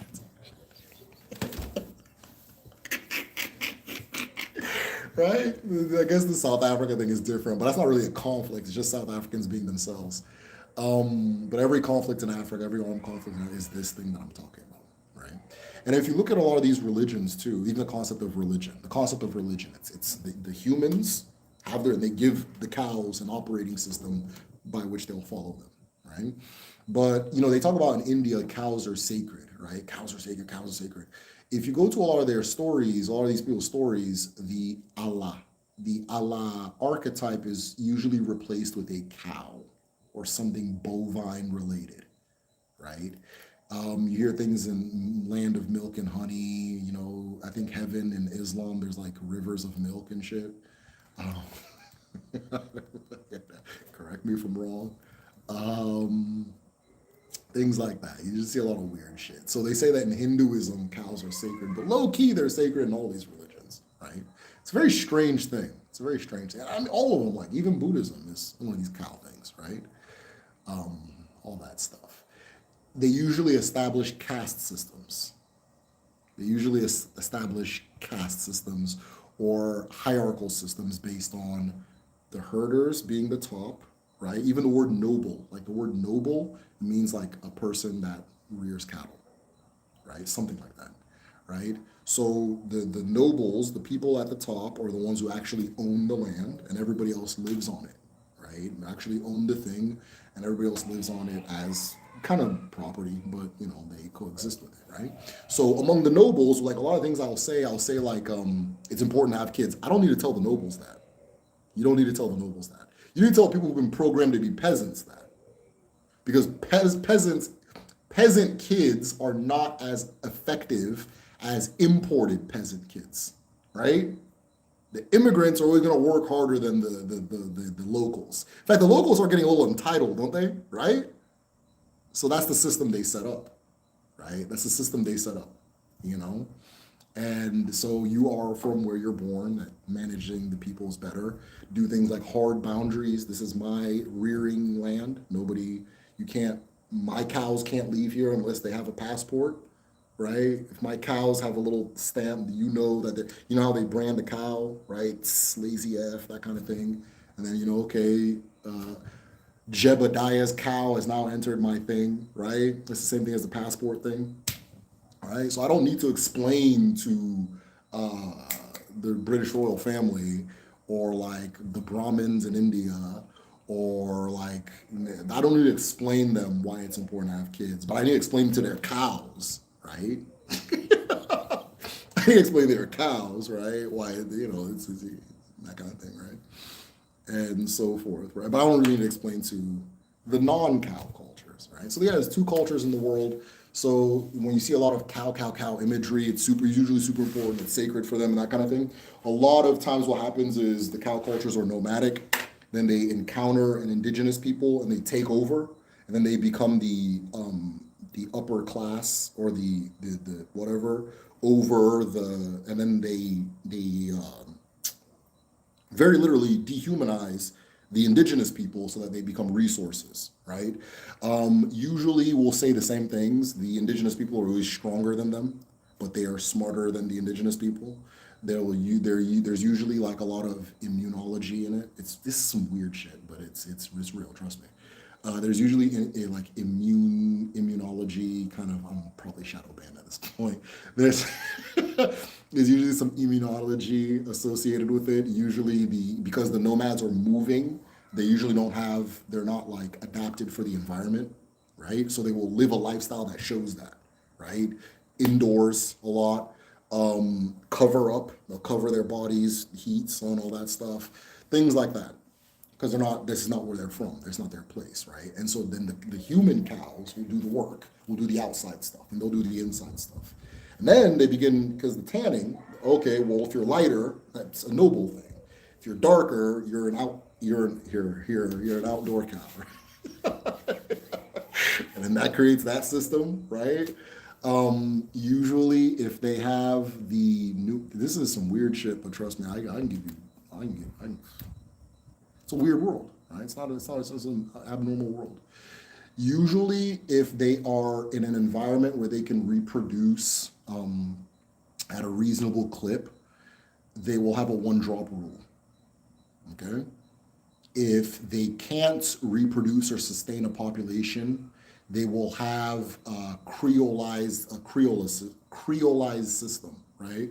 Where if you got a drop of the nobles, you're not the same as the others, right? You're something in between, right? So that's why like Tyla, they're having that big argument. Oh, I'm colored. Oh, you're not colored. You're black. Yeah, she's colored, right? But but in that system, because they can't maintain a population, they're going to create buffer populations, right? Latin America, same thing, little buffer. And then you get to North America, one drop. You know what I mean? Canada, one drop. Mexico, that kind of thing, right? It's weird, but it's just how the world is. It usually leads to a lot of desertification too. There's usually this trail of desertification because the for one reason or another. I mean, I got my theories, but it, usually not the best for the environment, right? Usually not the best for the environment, but that's the world. That's the world. And hey, I could be wrong. So I think everybody has ran off. I'm not seeing any more questions. Oh, damn, there they are. Okay.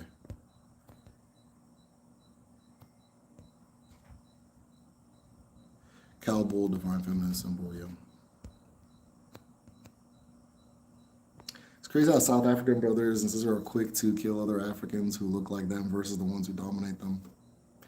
I swear we are the same everywhere when it comes to that white man. Yeah, it's really sad. It's really like I am disappointed. I'm not gonna lie. I didn't see this coming whatsoever.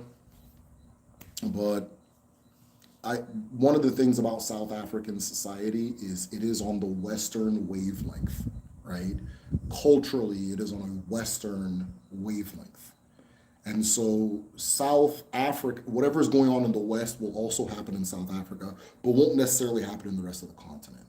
So what they're doing is their MAGA. That's their MAGA. The immigrants are the problem. That's their FBA. The immigrants are the problem, right? It's a Western thing. They're on the Western wavelength. You see the way they make their movies, they make it in a Western structure. The way they do things on a Western wavelength, right? And they don't believe there's an alternative. And if there is an alternative, it's worse than theirs, right?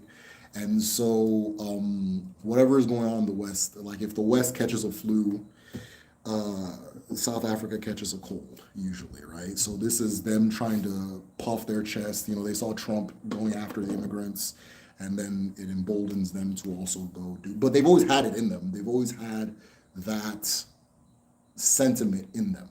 They've always had. It's always been there. It is always with the black population in South Africa, right?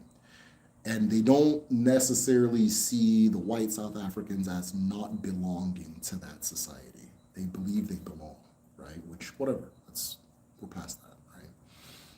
To be fair, the white South Africans have been in South Africa as long as the whites have been in North America, as in the United States. So if a person can look at a white person and say, oh, this is an American, you know, you should be able to understand how South Africans think. For the rest of us in Africa, that shit looks crazy.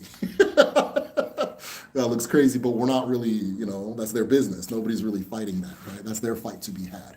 The Zimbabweans didn't agree. The Zimbabweans said if you can't produce a deed to the land you own, you have to forfeit it. And so that's why Zimbabwe is under every sanction the West has to offer. Kind of the same thing they did to Haiti, right? And so forth.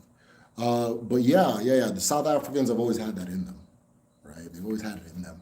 And then, you know, I think they're emboldened by what's going on in the West, the same way the FBAs are emboldened, the Pretendians are emboldened, the Europeans, I think the Belgians went and started attacking immigrants. It's just there's a wave going on, right? There's a wave of that going on, right? And, you know, some of the other Africans are guilty too. I'm still looking at Ghanaians. Ghanaians kind of kickstarted this bullshit, right? When they started going at my good brother, the Igbo King, right? They started coming at the Igbo King, and the Nigerians, all that shit. But they didn't take it this far, and they didn't do all this. But the sentiment, you know, was there. And a lot of Yoruba people were backing them up. I can go on, dude. There's a lot. There's a lot to that. I'm just looking at this like, yeah, you know, usual characters, right? Usual characters. It was sad. It's very sad, you know. I don't know why somebody would go to South Africa though. That shit seems depressing to me. Maybe this is why I'm mostly drawn. Maybe this is why I'm mostly drawn to Igbo and Bantu people further down south. Yeah, probably one of those. Not you explain the dynamics out here. To my understanding, Chineke is sum of total of creation joining that. Yes, 100%. Ain't the Sahara low-key spreading? Yeah, and so as the Sahara spreads, the cow people spread, and then now we're having all these conflicts with herdmen from Gambia all the way to Sudan. Is the exact same thing is happening. The exact same thing is happening. It's the exact same people fighting. Even what's going on in Congo is the same thing. It's the same thing. It's the exact same fight, same people. And they know each other. We tend not to know them. All right? We tend not to know them. Elite ball knowledge.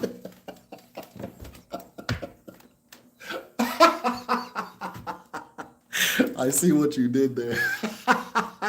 I see what you did there. Yeah. See what you did there, right? You know, Jesus is the shepherd, you know, the sheep, I'm the flock. Look up the origin of the word pastor. Pastor, right? Pastoral, all that, right? All that, you know. You got the little crook, you know, all that. It's all cow stuff. It's all cow, right? Milk, drinking milk. Lactose tolerance. Lactose. Go check who is lactose tolerant and who is not, right?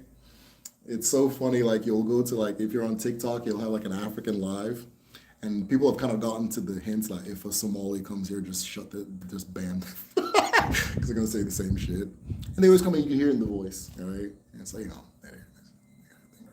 So, oof, you know, kind of like cow voice, you know.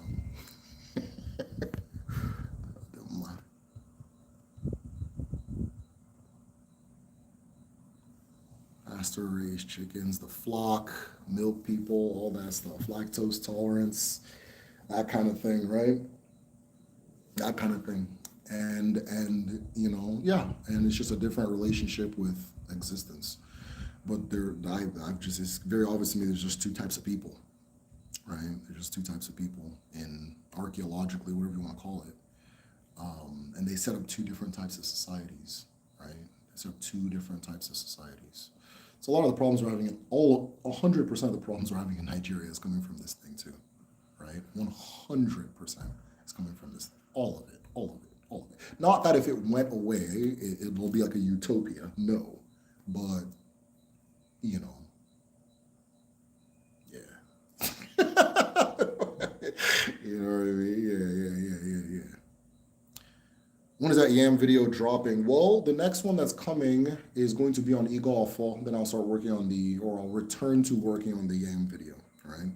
I wanted to go deep, but I said, let me just put out what I have, right? So it's coming soon. Should be by the end of the summer. Do you agree that the use of Chukwu is something adopted since mass Christianization? No, it's not. It's not. There's villages named Chukwu. There's there's stories that talk about Chukwu. There's hundreds of songs that sing about Chukwu. There's Aro Chukwu. There's you just go on and on and on. There's not it did not come that people say that, but it's not true. I think what maybe the emphasis. Hold on, guys. Hold on. Hey! Uluma! What's going on? Okay. Oh, my bad. All right, y'all. So, Chukwu. Going back to Chukwu. I think there's more of an emphasis on Chukwu in the modern and less of an emphasis on Allah, right? In the past, Allah was the main focus. Right? And then Chukwu has kind of climbed in importance and because of Christianity. But there was always a Chukwu. Chukwu did not come with Christianity, right? That's a good question, though, right? If you understand Odinala, you understand that Chukwu can't be appealed to. You don't appeal to Chukwu. There's nothing Chukwu will do or can do for you. Right? There's nothing Chukwu can or will do for you. Because Chukwu is almost like a book that has been written, and you're reading that book, and then you get mad, and you start yelling at the author to change it, right? It's already out, it's done, it's over. There's nothing the author can do. It is what it is, right? So, Chukwu has already created, right?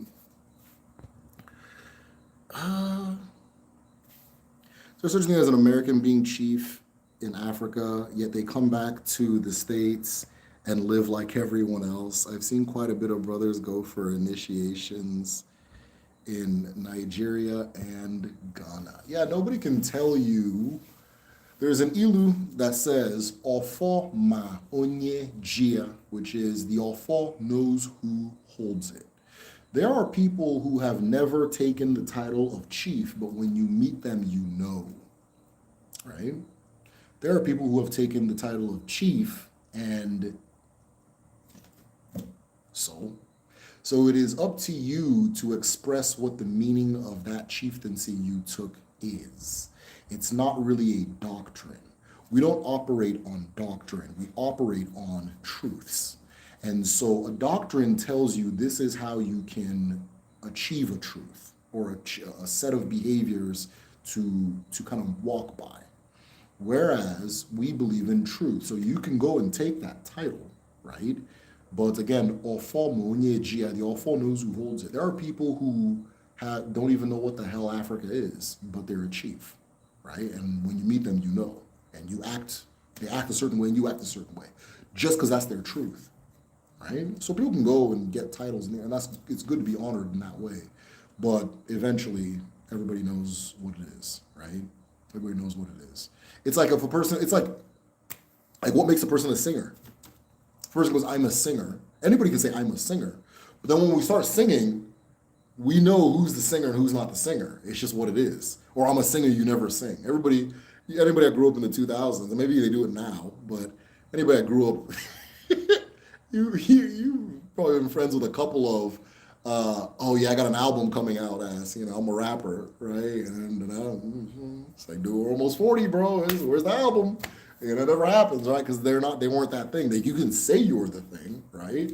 But we know who the thing is because it comes out of them naturally. It's their truth, right? So somebody goes to Africa and takes a title, it's fine. I mean, it is what it is. They are the ones who will show us the power of that name that they took, if it has any power at all. So that's how we operate. Yeah, that's how we operate. Igwe is the sky, also a title. Yes, yes, yes. Igwe, a person who is an Igwe is the head person in the Ozo society in that town. That's the head person of the Ozo. And it's always a town that is run by the Ozo society, right? And that particular title is like you are Igwe in human form. You're representing that in human form. You are that thing in human form, right? Which is the same thing as saying you're a Chukwu in human form. So, yeah, a real chief has land, a family, response. Yeah, 100%. Yeah, you can't become a chief if you don't have a family, and of course, if you don't have land, you can't be a chief, right? But I mean, somebody can give you a title if maybe I don't know. Yeah, you can't be okay. Let me take that back. You can't really be a chief you can't be a chief without a wife. Period. And then if you don't have kids, odds are they're not going to give you a title. But usually, like they'll give it to a person who has achieved a lot in their life. So, like I know that like the first two Americans that I heard getting titles were Forrest Whitaker and Igbo Land. There were a bunch before. Like I know LL Cool J got one in Ivory Coast, and so did Michael Jackson. Those are the first two I heard about just in Africa in general. And then I remember Forrest Whitaker and Danny Glover both found out that they're from Isu, which is where my wife is from. And they had chieftaincy titles, but it makes sense, the two of them, that makes perfect sense, right? Because they've achieved a lot, and they're pillars, exemplary people, and that kind of thing. So, on them. Now, what they do with it is on them, but to my knowledge, they're both great men.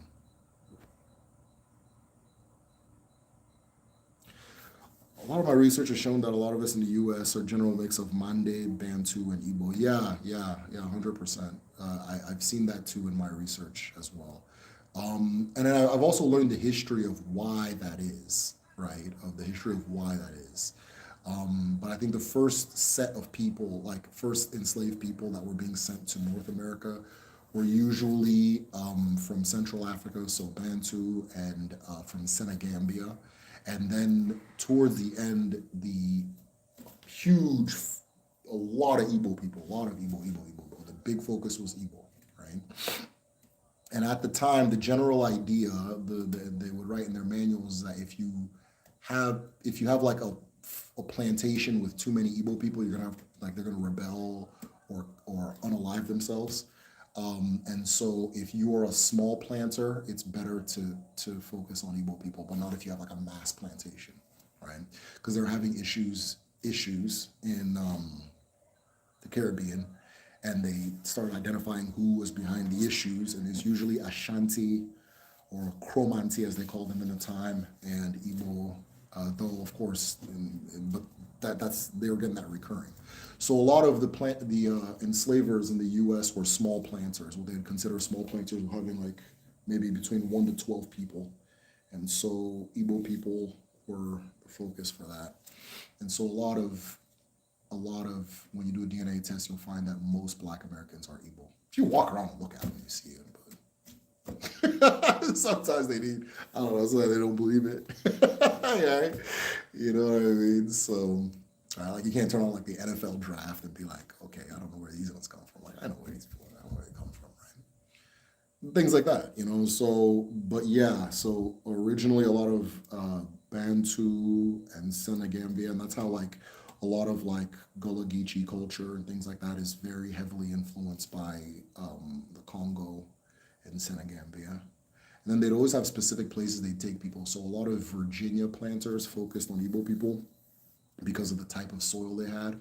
North Carolina, and then that group migrates into Tennessee and those parts of the South. And then South Carolina, there's a lot of Congo and Senegambia people. Um, Anywhere there's rice being planted, there's Senegambia people. Anywhere where there's red soil, they would focus on Igbo people. But then, like, if you were close to the north, it would also focus on Igbo people too. So there's a lot of history. I talk to a lot of Black American historians and things like that. We have these conversations all the time. So yeah, difference between trying to be something rather than being it. Exactly, exactly. There was somebody who was complaining. It was a younger person who I'm not gonna say his name, but a lot of people online have now figured out that he's a bit of a fraud. And he took on a chieftaincy title at a very young age. And I remember he made a post where he's a known influencer. He made a post where he had taken this title, but people were still treating him like he was a kid. And that they don't, and that kind of thing. And it's some bullshit that they're supposed to be seeing him this way. It's like, ah,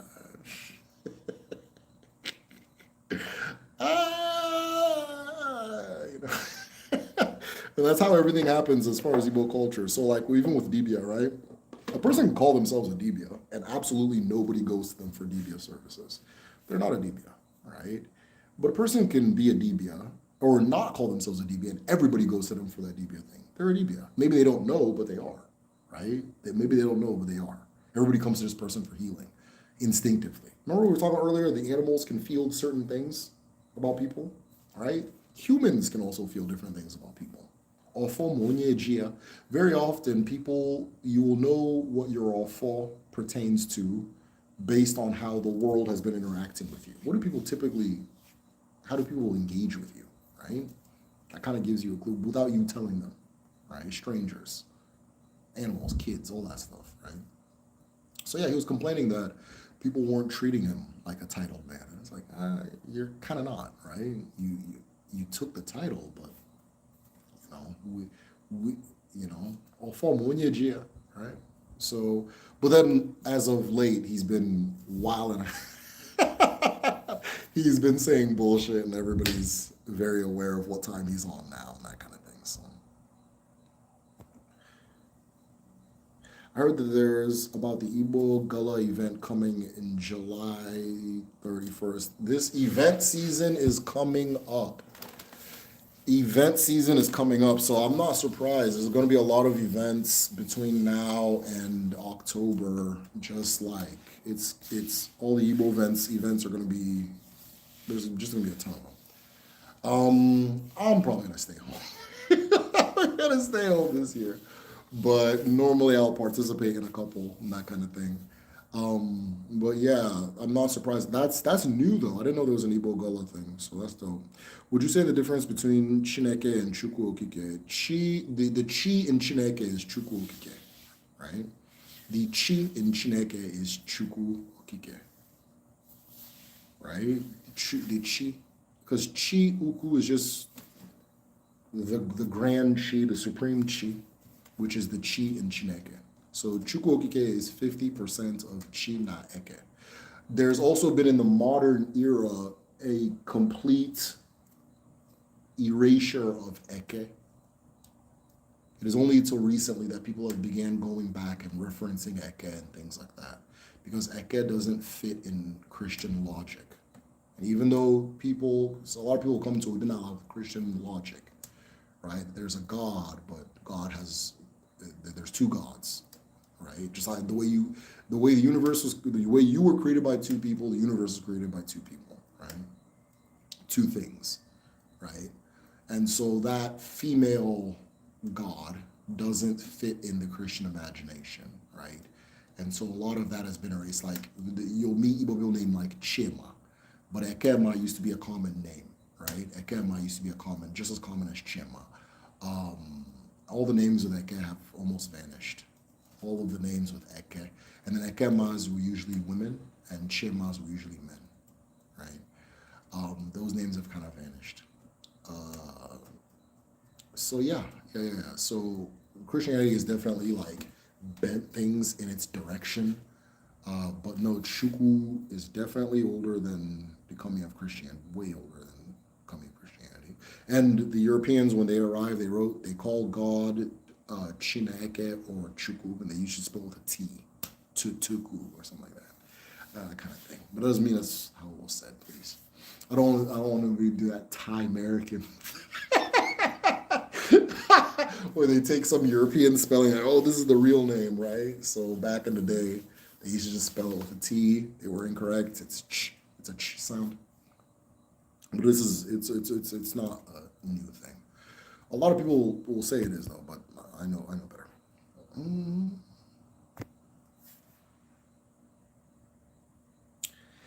MJ was with the Aini Akan. Okay, that's dope.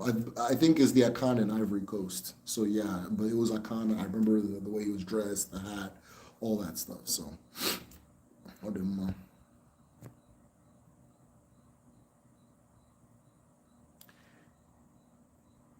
Okay, that's interesting. It says Igbo were in the middle, Igbo were dead last, we were stuck on Ifa. No, I think uh,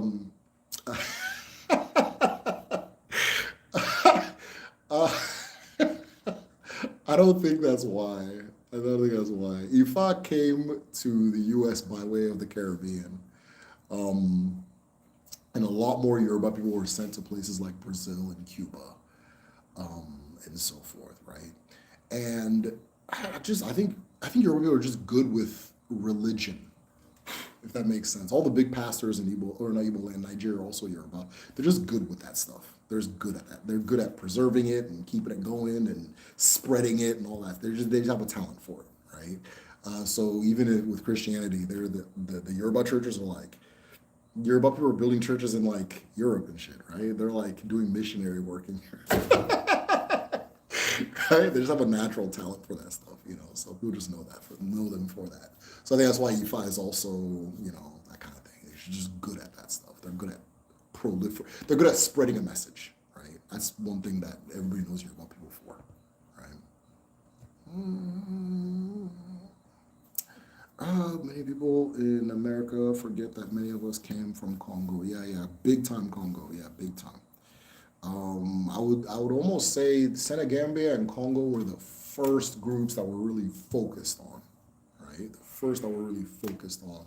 And it kind of shifted to Ewe, Ghana, Yoruba, and then Igbo, and then it ended. Well, by the time of the Igbo one, the technology had improved, so they can just bring them in mass, that kind of thing, right? So, and we know this even at home. We know when like you can draw a line for where the slave trade moves, right?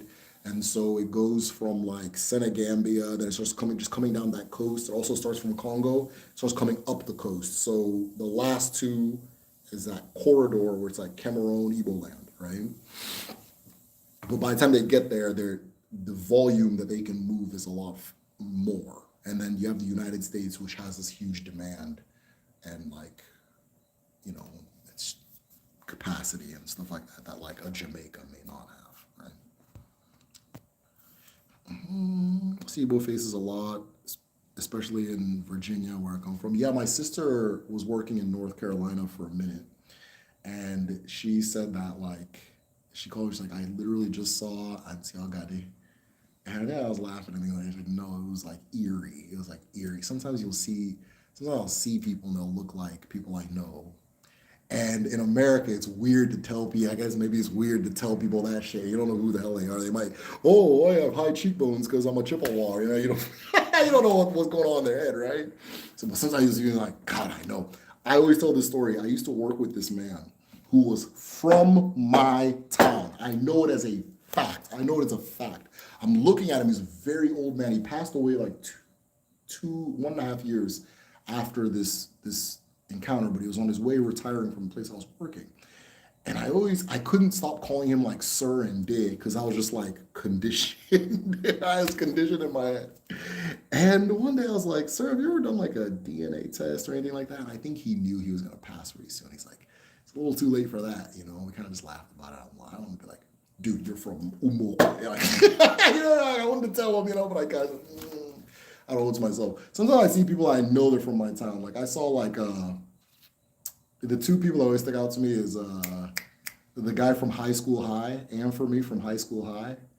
I can't remember his name. The actor. I remember when we first moved back to America from Nigeria when we were little. I was like, maybe I was like 9. I don't know. I was young, and we were watching High School High, and we're like, "Oh my God, it's our boy!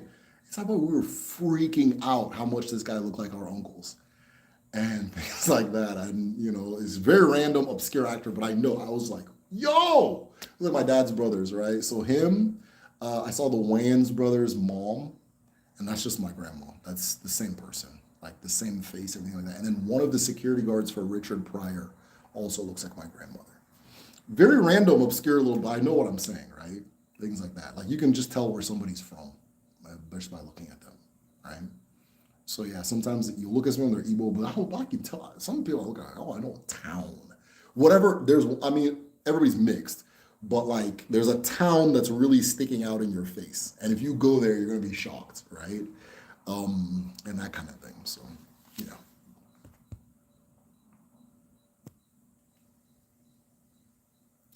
Yeah, DMV area for Igbo people. Yeah, big time. DMV for Igbo people. So a lot of those stories that come there from there, usually not an exact science, but a lot of them are Igbo. So my family is Mbudu, Congo, Igbo, Sonike. That's a very beautiful mix. From what I figured out so far. That's dope. That's really dope. That's really dope. Low key, the same people. But it's a whole other story. Abrahamism is a virus. My boy Creative Force. Creative Force in the house. What's going on, man? Abraham, Father Ram, cow, all that. Um, Brahmin, right? Bull. It's all cow. When people in America forget, many of us also came from. Yeah, okay, we were at that part. Yeah. Yeah, you be like once you go somewhere in Africa, you start seeing the faces. They start recurring. But there's some faces in Africa you won't really encounter here too much, right? So and vice versa. Honestly, I see some people they kind of look like they're from like Papua New Guinea.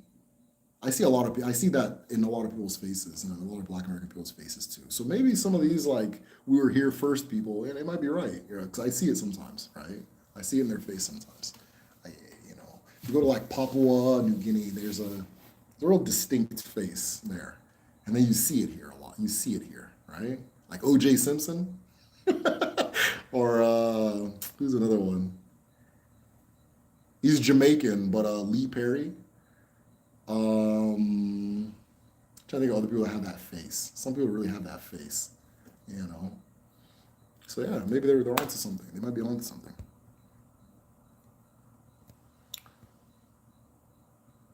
Congo also think was the first to have their chiefs convert to Christianity. I believe so. Alfonso and them. Yeah, Alfonso and them. First Igbo came to Virginia, yeah, Carolina via the Barbados. Interesting, 1600s. Then we came straight from Calaban, Bonny Island. Wow, that's dope. I didn't know about the Virginia or the 1600s one. That's crazy, right? That's crazy. Deep history there. Yeah. My ancestry says that I'm Igbo, and my relative last name is Koko Richa.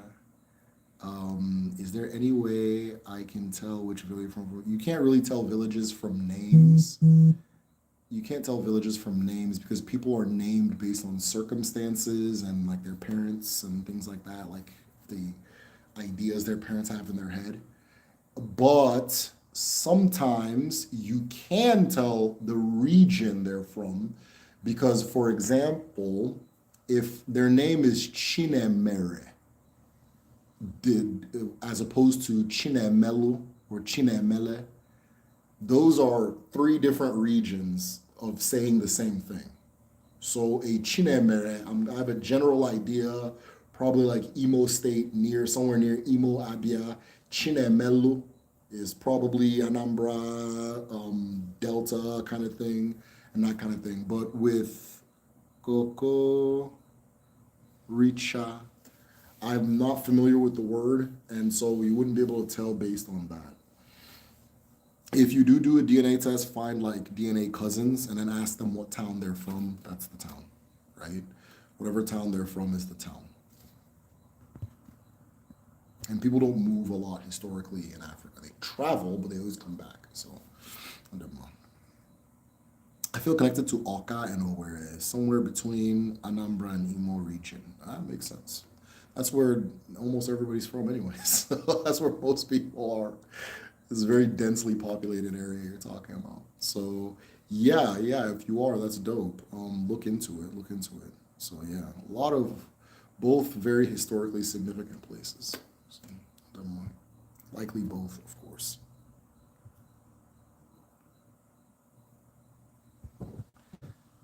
Sure.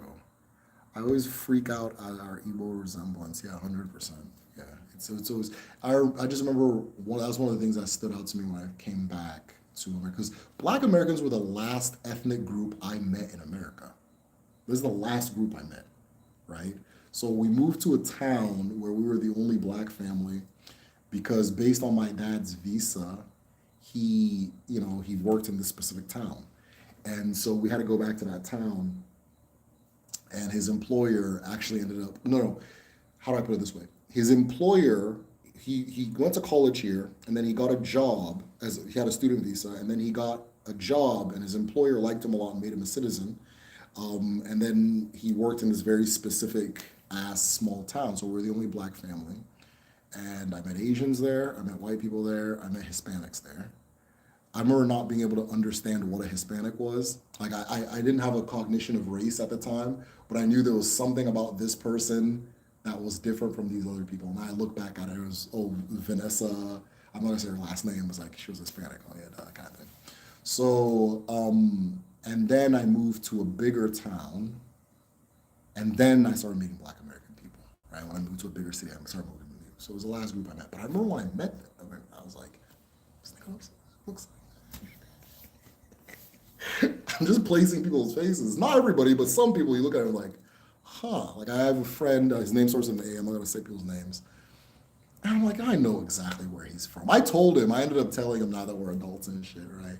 We went to a friend's wedding and we were talking and things like that, and you're catching up. And I'm like, you know you're from where I'm from, right? He's like, yeah, I know, I'm sure. I'm like, no, listen to me. I know where, you don't need to be, oh, I don't know where, I know exactly where you're from, right? If you want to go home, I got a place for you to stay, all that stuff, right? Another friend of mine who recently just moved near me, like a childhood friend of mine, Black American, this is a Ghanaian man, 100%, right? 100% Ghanaian man. Right? I haven't told him that. Maybe he'll figure it out, but just 100% Akan, Ashanti, Ghanaian man, right? You can just tell, right? You can just tell. You just look at people, right? Yo, what's up? When are you doing the Dada video? Well, we'll see. We'll see. I got a backlog of videos to do. I haven't been feeling the best recently, but I'm starting to come back to myself. So we're back on it, right?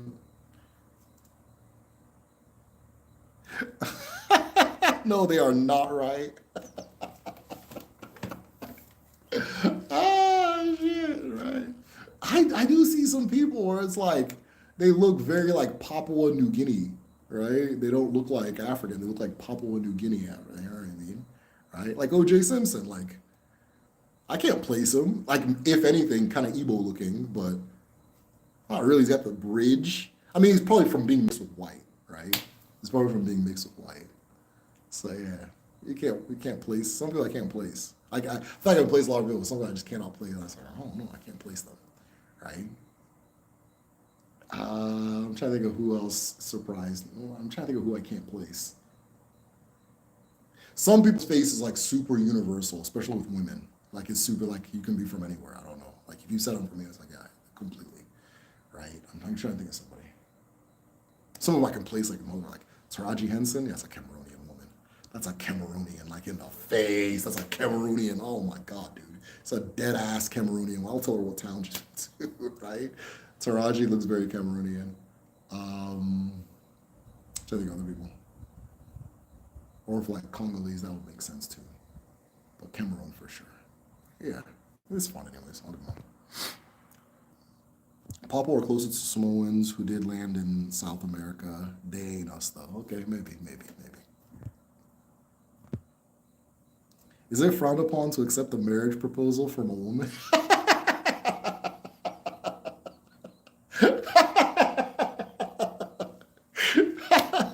um, probably. I don't know. Probably. It cracked me up, so yeah. I'm not trying to laugh at your life, man. Congrats, bro.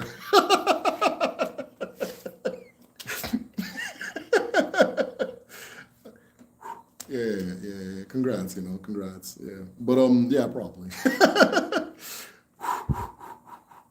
Okay, probably.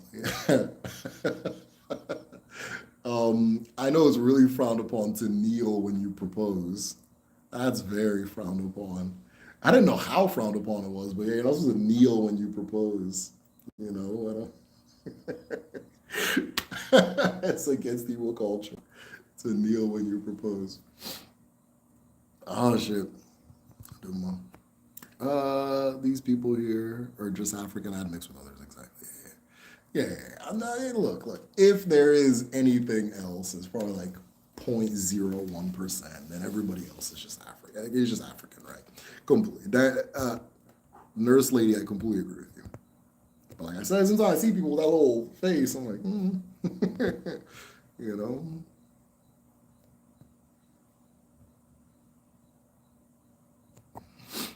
They said they had an ancient migration from Taiwan off the coast of China. Yeah, so Taiwanese, the natives of Japan, Papua, what they call Melanesia, Micronesia, and into Australia, and Madagascar. Very related people. Very related people. Very related people.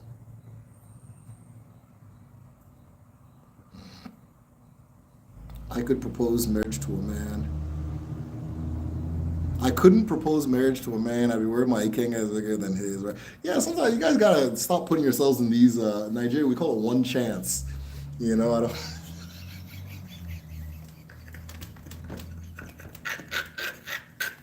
The origin of the term "one chance" is like, how am I telling this story? I hope I'm telling the story right, but like back in the day, they'd have these kidnappers where they'd act like they're bus conductors and they load everybody up, and then they keep driving and they're like, hey, that's my stop. It's like, no, it's not. Hey, you've entered one chance. That's one chance.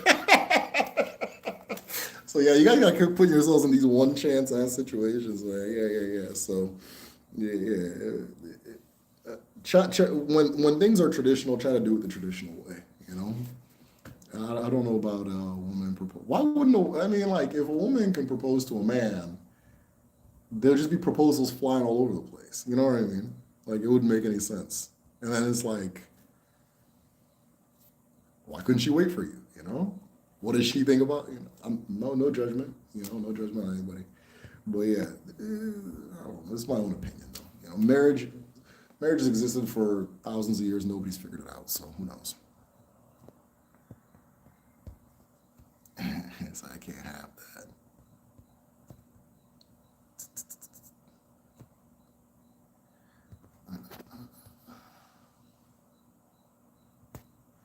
Yeah, you can't marry somebody who's more masculine than you. That's kind of crazy.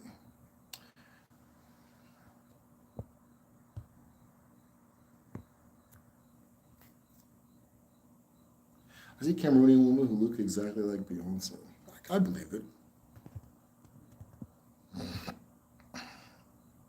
Kelly Rowland is another person that's universal. She looks like everybody, right? If Kelly Rowland told you she was from anywhere, and it would make sense, right? A lot of women have that look where, you know, you'll see that face somewhere, everywhere, right? So I can't really place her either, but she's a good example. Maybe. A former no one hey, he said where we live. He couldn't. God damn, I'm going hard.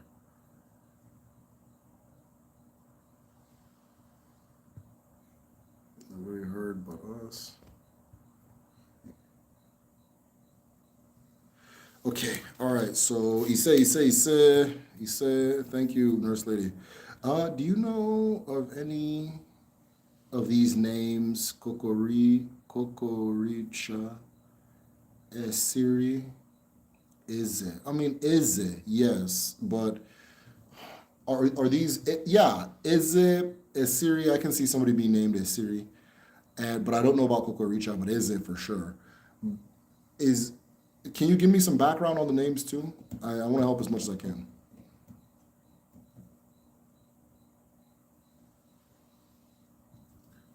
I want to help as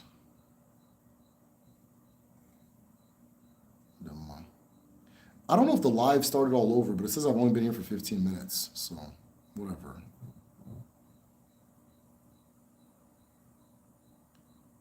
Oh, the first name is okay. Tobore. Tobore sounds like somebody from like the coastal Niger Delta. Sounds like somebody from coastal Niger Delta. So not Igbo, but close to Igbo culturally. Maybe Tobore is look into what can I think of these people's names? Ishekiri, Ijo, or Urobo. If it feels and sounds Urobo to me, Urobo, I think Uhrobo, Urobo.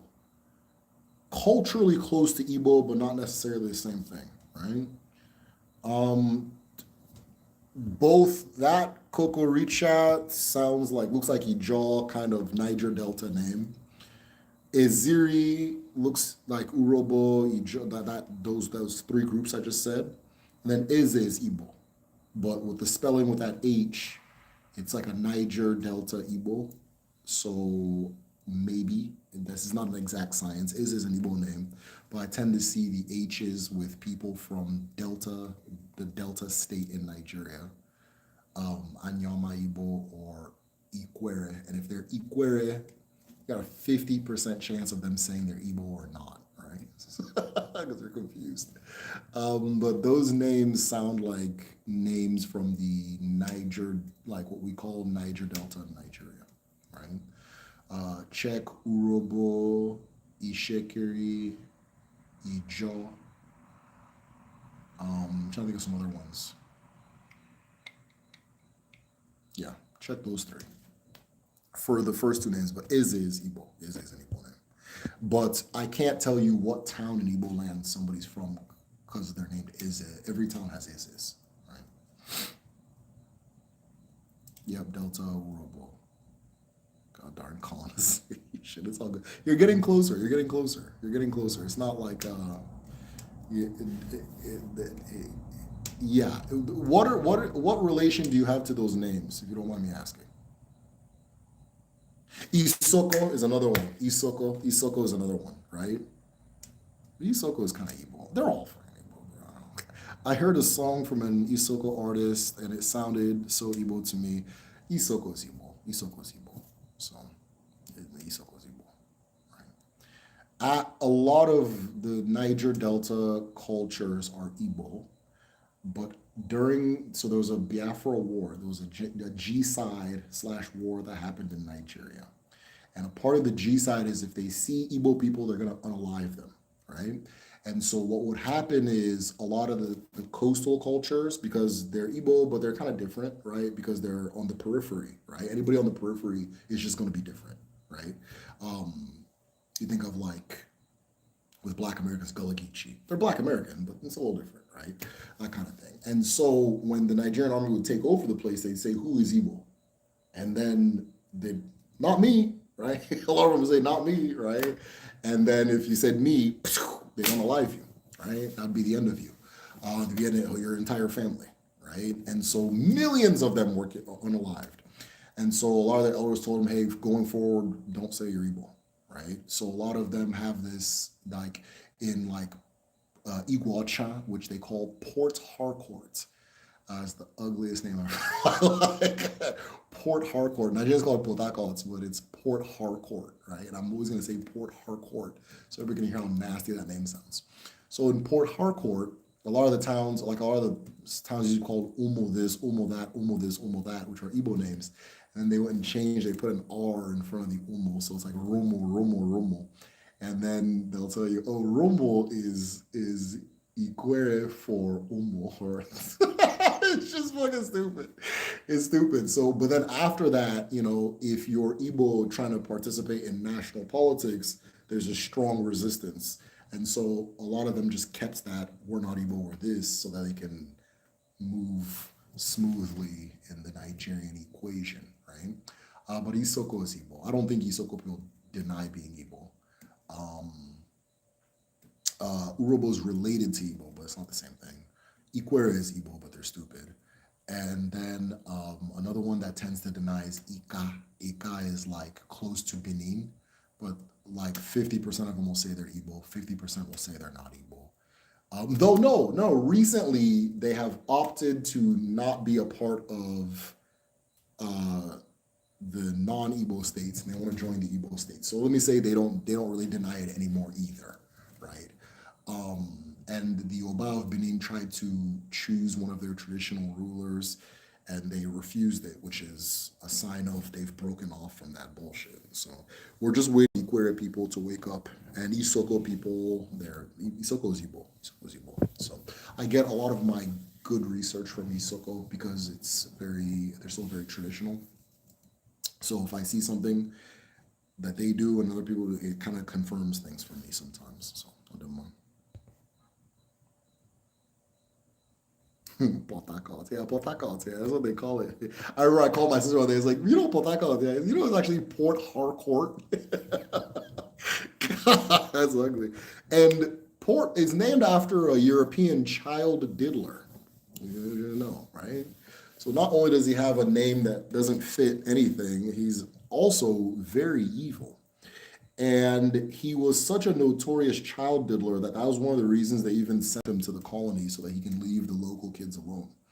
And it was just a known thing, right? If he would have stayed in Europe, they probably would have arrested him or something. But he's a noble, so maybe not. But yeah, Port Harcourt, which is actually called Iguacha. Iguacha is now called Port Harcourt, and or Potacon, and it's named after a P file. P file. Delta has Urobo, Anyama, Okwani, Isoko, other groups. Yeah. So Ishekiri, Ijaw, and Urobo are not Igbo.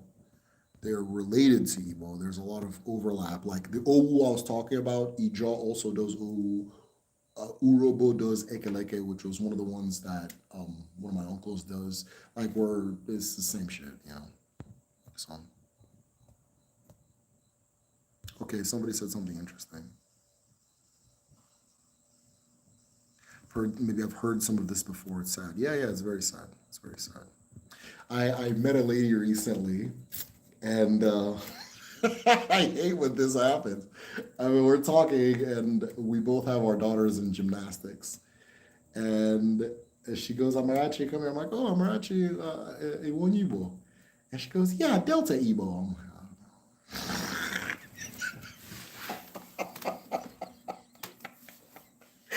I'm like, okay, which is not like a rejection thing on my end. It's like I just don't know where this conversation's gonna go, you know. So whatever, dude. Just cool. Let's just speak English and just fucking have kids here, you know that kind of thing. But one day we'll get over it. Where people are becoming more enlightened.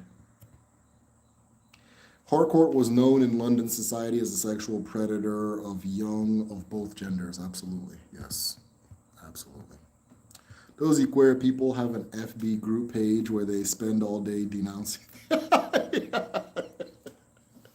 Right. Which, like, I don't think we need to add them. I don't think they're gonna increase the GDP of the whole formula, right? We're good, right? So if they've broken off, then so be it, right? So they behave different from other Igbo people too, so maybe they're on something. They behave very different. Like if you take a drone over any Igbo village, there's a look. Then you take it over theirs, it's like, oh, it doesn't look like that at all. They know what I'm saying, right? So something different's going on over there. But had my grandfather, my great grandfather passed away, but he used to do business in that area, and he became very wealthy in his time, right? And he became very wealthy, and he passed away there. And had, let's say, we had moved there and set up a life there and things like that, I might be one of. I mean, I would never be that stupid, but like I would be on that side of things. You know what I mean? And their culture, there's a lot of overlaps with like my own culture. So I know it's a lot of people from my region, right? I know it's a lot of people from my region, but they kind of act a little different. So, but yeah, that's a big thing for them. It's a big thing for them. Sure. I match closely with Ishana. Dope. 23andMe, but closer to Igbo. So I imagine I'm more northern Igbo, closer to the Niger River. Yeah, for sure. A lot of people get that Ishan and Igbo on their thing. So yeah, 100%, 100%. The Ishan and the Bini people have a history of very big epic wars. And that's where a lot of Ishan people ended up being sold in the slave trade, was from those wars. They were poached by the Bini people. Um, and vice versa too. It wasn't just one way, it was vice versa. Right. Yeah, lots of overlap. Okay, why don't hold my message for review.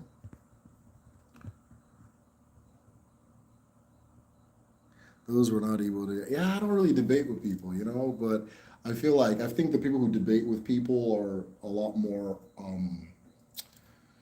They have a lot more. I don't know if it's patience, naivety, or like compassion than I do, right?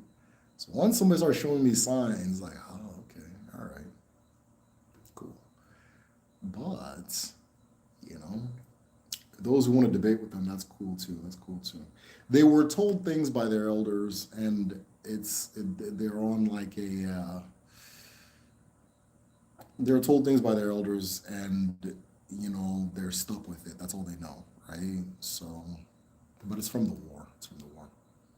A lot of it doesn't make any sense either, right? I mean, obviously, naturally, it doesn't make any sense, but the person who started the Biafra War is from Delta, right? Or he didn't really start it, but like the person they blame for the start is from Delta, you know. And so technically, the Biafra War wasn't even Igbo. It wasn't even an Igbo thing, right? It wasn't even about us. You understand? When they came targeting his people, my family had to go back to the village. So I don't know.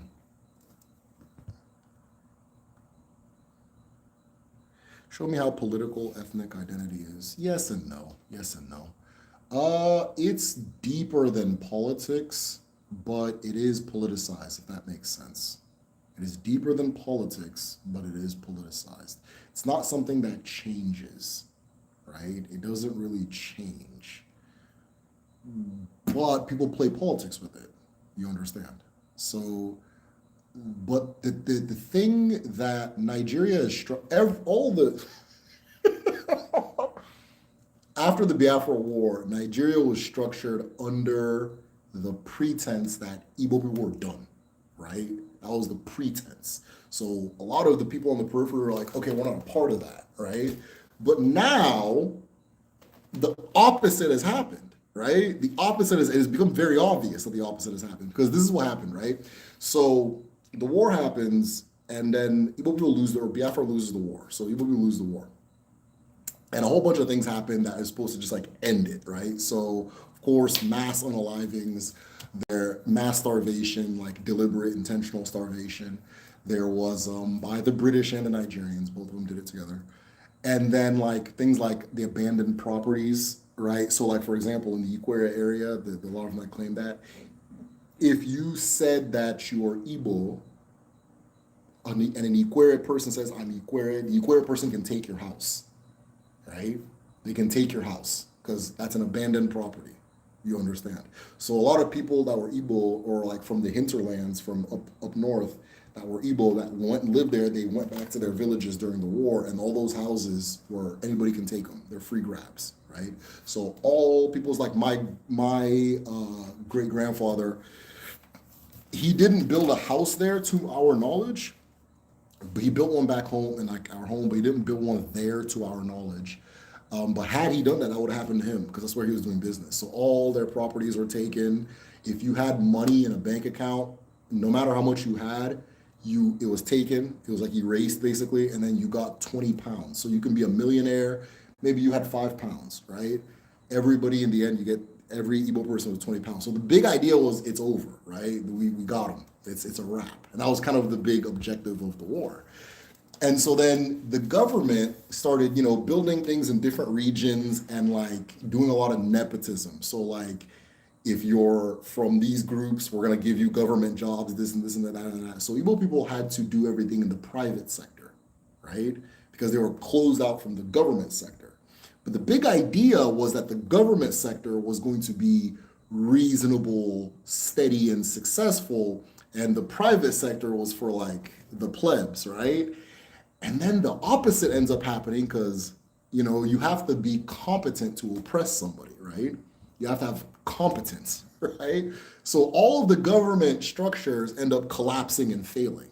Like, so for example, they shove a bunch of like northerners in the military, and then right now they're not paying the military their salaries because it's such a mess, it's a disaster. They shove a bunch of northerners and Yoruba, and then all those other groups that say they're not able into the civil service. Civil service not getting paid their salary. Everybody now wants to move to the private sector because, right? And who do you see there, right? So the opposite has happened where everything's now being privatized, where it's like, oh, okay, this and and that kind of thing. And so a lot of those I'm not Igbo people are now starting, I'm Igbo too, right? That's also happening, right? As we see with the Ika and things like that. So I'm looking at them like this, right? But yeah, that's kind of the structure of Nigeria. They just bet on the wrong horse. Again, you have to be competent to oppress somebody. They're not competent. They bet on the wrong horse. So like in Igbo land, nobody sends their kids to government schools. Nobody. I mean, you have to be really, really, really poor on a generational level to send your kids to a government school. I'm actually working on building up a government school and then trying to make it private, right? So because they wouldn't build schools in our region at the same rate and quality they build in other regions, right? So we started building our own schools. And then now the private schools are better because, right? They're better. The government one's collapsed. Because it's like this, you take over the country and then you want to use like nepotism to put people in positions, things like that. And then like coup, corruption. It's like that thing is not going to, you know what I mean? Whereas a business, if it fails, you go to the next business. There's only one government, right? So that's kind of just what's been happening in Nigeria, right? That's just been what's happening in Nigeria. And then the dynamics also changed since like civilian rule. because now you can climb politics because of your popularity. Before it was like your military rank and who you were connected to and that kind of thing. But now, so you get like people like Peter Obi, who's Igbo, who is after Tinubu is the like top politician in Nigeria. Tinubu's Yoruba. Even the fact that Tinubu's president, Tinubu started out in opposition. He was fighting these military people that set up this system, and he's quietly breaking this system apart, right? Not as a favor to us, but indirectly we would benefit from him breaking this whole system apart, right? Because it was structured really to benefit the North, and he wants to be the main guy. He wants to be. I'm sure you guys are bored by now. Let me stop. Nigeria is an interesting place. Yeah, Nigerian politics will give you a headache. Trust me, man. Do you think there is a linguistic connection between Amadioha and the Islamic concept of Mahdi? No, I don't think so. I don't think so. Amadioha comes from very, very south. The word Amadioha comes very south in Igbo land. Ironically, from one of these places that say they're not Igbo anymore. So it is. There's no way Islam would have reached there in the time that Amadioha becomes like the word Amadioha gets used, right, to describe what you can refer to as Ogun, right, or Igwe, that kind of thing. So no relation to Islam.